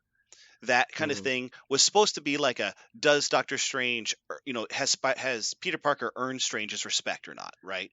Like there's this like respect very small like E or F plot in there, but it's not really a character conflict like we saw with Tony, because Strange is not a father figure for Peter. Like he's not a teacher for Peter. He's just a means to an end. And I thought the conversation between them was always okay. Like I could accept that. Right. It was the conflict moments that I didn't like. Like when they started fighting, I'm like, can you guys really not just take 5 seconds and talk about this? Right. It's like I felt like anytime they're having a conversation, it was fine. But when it devolved to like one guy says something and that's the end of the conversation, and then they start fighting or something, I always thought that was over the line. It was like, can you really tell me that two like Avengers that have saved the world together can't give each other 30 seconds of their time? Yeah. Like, that's where I like had the disconnect. It's the same thing. Like whenever somebody keeps secrets, and we're like, what happens when you keep secrets, you idiots! Don't keep secrets. Yeah. It's like I've seen too many episodes of Arrow to know how keeping secrets works. Right. Well, like even in the professional world, like, dude, you need to talk out what exactly you're looking for. Like, you guys just, understand what's at stake. Yeah, like okay, so everyone's gonna forget your name. You cool, right? Like everyone you know, everyone you love, everyone you ever met. And he's like, cool. Okay, all right, let's Wait a start second. casting the spell. He's like, wait, okay, before I start casting the spell, who do you want to add into this? Like, they never had the discussion. He's like, okay, like, who? Everyone's going to forget, right? Cool, okay, yes. Boom, It's start like, casting dude, spell. you got somewhere to be? Or, like, can we I calm know. down for a He's second? just like, he fucking went at it. Like, I don't know Yeah. what that was about. Yeah, and that was the only part that I was like, this doesn't seem realistic, but whatever. It's obviously how they had to get the thing going. I would have liked it much better if it was like a Peter like interrupted him in some other way and accidentally messed up the spell. But it's what they did. It's fine. It's like that was the kid kickoff acting point like a they kid, had to right? get to. Yeah, they had to find a way for Steven to mess up the spell. I get it. And it's also nice for them to jam in there. I mean, it was like abrupt, but how young and stupid he is sometimes. That's fine. Like him to go like, I'm just a young kid doing stupid shit. Because that's what young kids do. And we forget that because he is Spider-Man doing awesome shit all the time, especially after Avengers, Endgame or whatever. Like, it's like, oh, you saved the world, you're a superhero, all that crap. Yeah, you're still super young. Like, he's like, supposed to be, what, 15? Like, I don't even know how old he's supposed to be, Parker. You would know. I think he's like 16 now. I'm sorry. I was reading about like where the creative process of this came from. What was your question? How old is like the young Spider-Man? Like, what's his general age? How old is Tom Holland's character? He's supposed to be at the start of Homecoming. He's supposed to be 15 or 16, and Sure. in this last one, he's supposed to be 18. Yeah. I don't know if I put that on 18. I'm like, wait a second. You should have known better. No, it says they say he's supposed to be, it's his senior year, right? Because he's trying to sign up for it's the beginning of his senior year. Yeah. So 17 or 18. Yeah. I'm not good with that. I thought they I had think graduated. They had graduated because they were already applying to college. No, they hadn't graduated yet. You graduate your senior year. You apply to college. I understand as your you graduate your senior year. You don't graduate. You apply to college as your senior year. You apply to college as the beginning of your senior year. Sometimes, however, junior year. Yeah. I'm pretty sure if I was everyone a junior, I knew applied like if I was a at the junior end or of their senior senior year. and I was applying, if I was asking a magician to do a spell for me, and I'm a junior or senior, I would be strong enough to go, you know what? I'm gonna let them do their shit. I'm not gonna get involved and fuck this up. I don't know. I'd like to know that he was 14. If he was 14, I could buy it. 13 maybe. So yeah, anyway. Great movie. I was a little disappointed that Venom wasn't in it. I was really, because with the Venom teaser and everything, I really expected Venom to be in it. And with the teaser at the end of the movie, I think that means that Tom Hardy is not going to be in this. I know. I was so sad. Well, that confused me, because they went through so much trouble to make it obvious that he was going to be in it. So that really threw me. Well, I think part of that also has to deal with Sony, because as I'm reading this a little bit, I'm trying to figure out like how much collaboration was it, how much of it was Sony's baby, and how much of it was MCU, and definitely Feige and the MCU had the storyboard, the grand storyboard of all three movies was definitely something that they worked on together, but Sony's what they call it, their Spider-Man universe, which is SSU, is something they really want to do. They want to make the Spider-Man universe, and that was one of the things they announced it, and they said we want to pull out of the MCU and make the SSU, and then of course it was a big shitstorm on the internet, and so they had to go back to the negotiating table because people were mad as hell about it. But I think that the decision to put Venom in this movie was part of that, and maybe they actually had to write him out of the movie after they renegotiated it. Does that make sense? Like they're like, Maybe. okay, cool, we're going to make a SSU. We need Venom to be in Tom Holland's universe, so let's go ahead and do this. And so they do it at the end of the Carnage movie, and then after the Carnage movie is made, they realize they got to take him back out because they're not going to do that anymore. They're going in a different direction with it. And so, but they've got the symbiote back in the MCU, right? Now, The symbiote's so in the can MCU. Recast him as somebody else, right? So they could, or they could put Tom Hardy in. Say this is Tom Hardy, and just the symbiote fragment finds an Eddie Brock in this universe, right? Who is Tom Hardy? If they want to, I guess. You know what though? The problem with Tom Hardy and being that character, like we all kind of liked him, and he can't win, right? Like that character can't really win and kind of like be a thing, right? What do you mean? In the MCU? Like you can't just have a bad guy fucking whip Spider-Man's ass and kind of like move forward through the universe. Like, I don't know. Like if it's Venom and like popping out and being Venom, doing Venom things, we kind of want him beaten, I would think. Well, in the comics, the big thing about the Lethal Protector is, he fights Spider-Man to a standstill, the kind of a stalemate where they can't beat each other until Venom accidentally does something to put somebody in danger while he's trying to beat Spider-Man. And Spider-Man, sacrifices himself in some way to save the people Venom is endangering. And that's when Venom goes, shit, I guess I can't kill this guy. Like, or you do it, you do it vice versa. You could do backwards, where Peter feels like he's got to go all out to beat Venom and accidentally endanger someone, and then Venom puts himself in harm's way, and then they realize that they can't, keep going at each other's throats without hurting someone. Yeah. And there's a line that they both won't cross, which is hurting innocent people, and so they'll agree to stop fighting on that line. Like that's how they made Venom a vigilante hero, in the original storyline. Yeah. So, because he was just going to be a bad guy. He was just going to be a Spider-Man bad guy. But then people loved him so much. Okay. Yeah, I think he would be a great recurring character in the MCU Spider-Man stuff, but I guess they don't think so. My God. Why is it so hard for you guys to mute your mics when you put down your headset? I don't understand. Maybe my favorite moment of the whole movie was Matt Murdock, lawyer to Peter Parker. I loved it when he threw the brick through the window and he catches it. How did you do that? I am a very good lawyer. like that. I loved it. Yeah. It was weird because I assume you've seen Hawkeye, right? Mm-hmm. So I was very surprised that we saw Matt Murdock and Kingpin within like a week of each other in the MCU. I thought that was really exciting. Yeah. Not long till Jessica Jones shows up. Ugh. Right, Parker? Right, I'm so happy. Danny Rand. I wouldn't be mad if somebody after what they did for Andrew Garfield and Tobey Maguire's character, if they could fix that, I'd be fine with it. Yeah.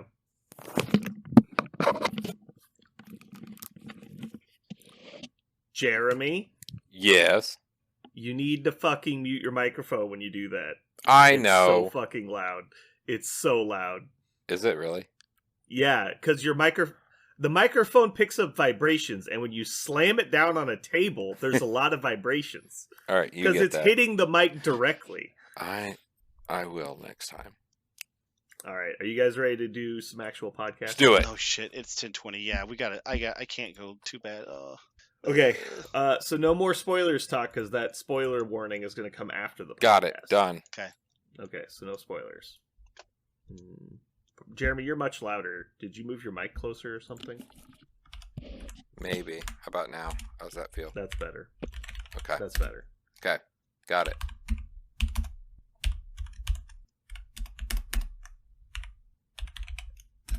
All right, here we go. Lame. Dr. Toboggan. Dr. Toboggan. Mantis Toboggan. Like, I like that. That's Call me Mantis. Mantis Toboggan. That eat sequence when he's sequence when he's like staring straight at the screen for that commercial, and he goes, "I'm a doctor, Dr. Toboggan." Like it's just like why are you still talking? Why is he still talking? I need my monster condom. Got my monster dong. My Magnum dong. God. They weren't. There's an episode where Charlie dresses up as Green Man and he meets the Philly Fanatic. Yep. Mm-hmm. But they weren't legally allowed to call him the Philly Fanatic, so they had to call him the Philly Frunatic. They just added an R to his name. It's like, fuck you, fucking Phillies. We'll say whatever we want. It's pretty funny. I love listening to the Always Sunny podcast when they're like, yeah, the studio didn't want us to make this. It's like, they tried to pitch what was it? What was the first one? Oh yeah. They were the priest. They got contacted by Bud Light. Oh yeah. Was it Bud Light? Yeah, it was Bud Light. Yeah. And they were like, oh, okay, yeah. It's like, we want to sponsor the show. We want all the beer you're drinking in the show to be Bud Light. And then we'll give you money for doing that. And he's like, oh, well, do you like know what the show's about? He's like, yeah. We read the first season script. We're all in. And he's like, oh, cool, man. And so they set everything up. They get all the endorsements, and they shoot the first like 4 episodes, and the first one airs while they're still filming the season. He gets a phone call the next morning. He's like, yeah, we're out. We're 100% out. We are 100% out. He's like, what do you mean? You were all in? He's like, yeah, now we're all out. We saw the first episode. We're done. It's like, what? He's like, they tried to back out. They had to CG out all the labels on all the beer in the first season. Because the fucking Budweiser pulled out. Because the episode aired, the gang gets racist. Oh my god. And then they're like, I think we use Coors now, because Coors don't give a fuck. We use Coors. Yeah, they're like, we're Coors. Please drink our beer. Coors don't give a fuck. Cool Coors in the bar. Yeah. Oh, by the way, I love how they actually have now explained why Charlie can't read. I love it. Yeah. He's actually reading gibberish. Spoilers. Yeah. I love it. Are you caught up, Parker? I just know that. I know that bit. Okay. I think there's one more episode that kind of explains more of that. Mm-hmm. I love it. He actually learned how to read, like, fucking different language. Yeah. He was taught how to read Gaelic, not English. He knows how to read Gaelic. Yeah. Oh my god. So crazy. So stupid. It's so perfect. Oh, man.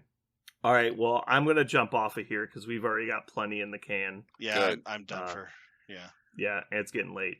Although apparently I have tomorrow off, so that's nice. Mm-hmm. I have not done a lot today, but I can tell I'm already running out of gas. Okay, let's do it.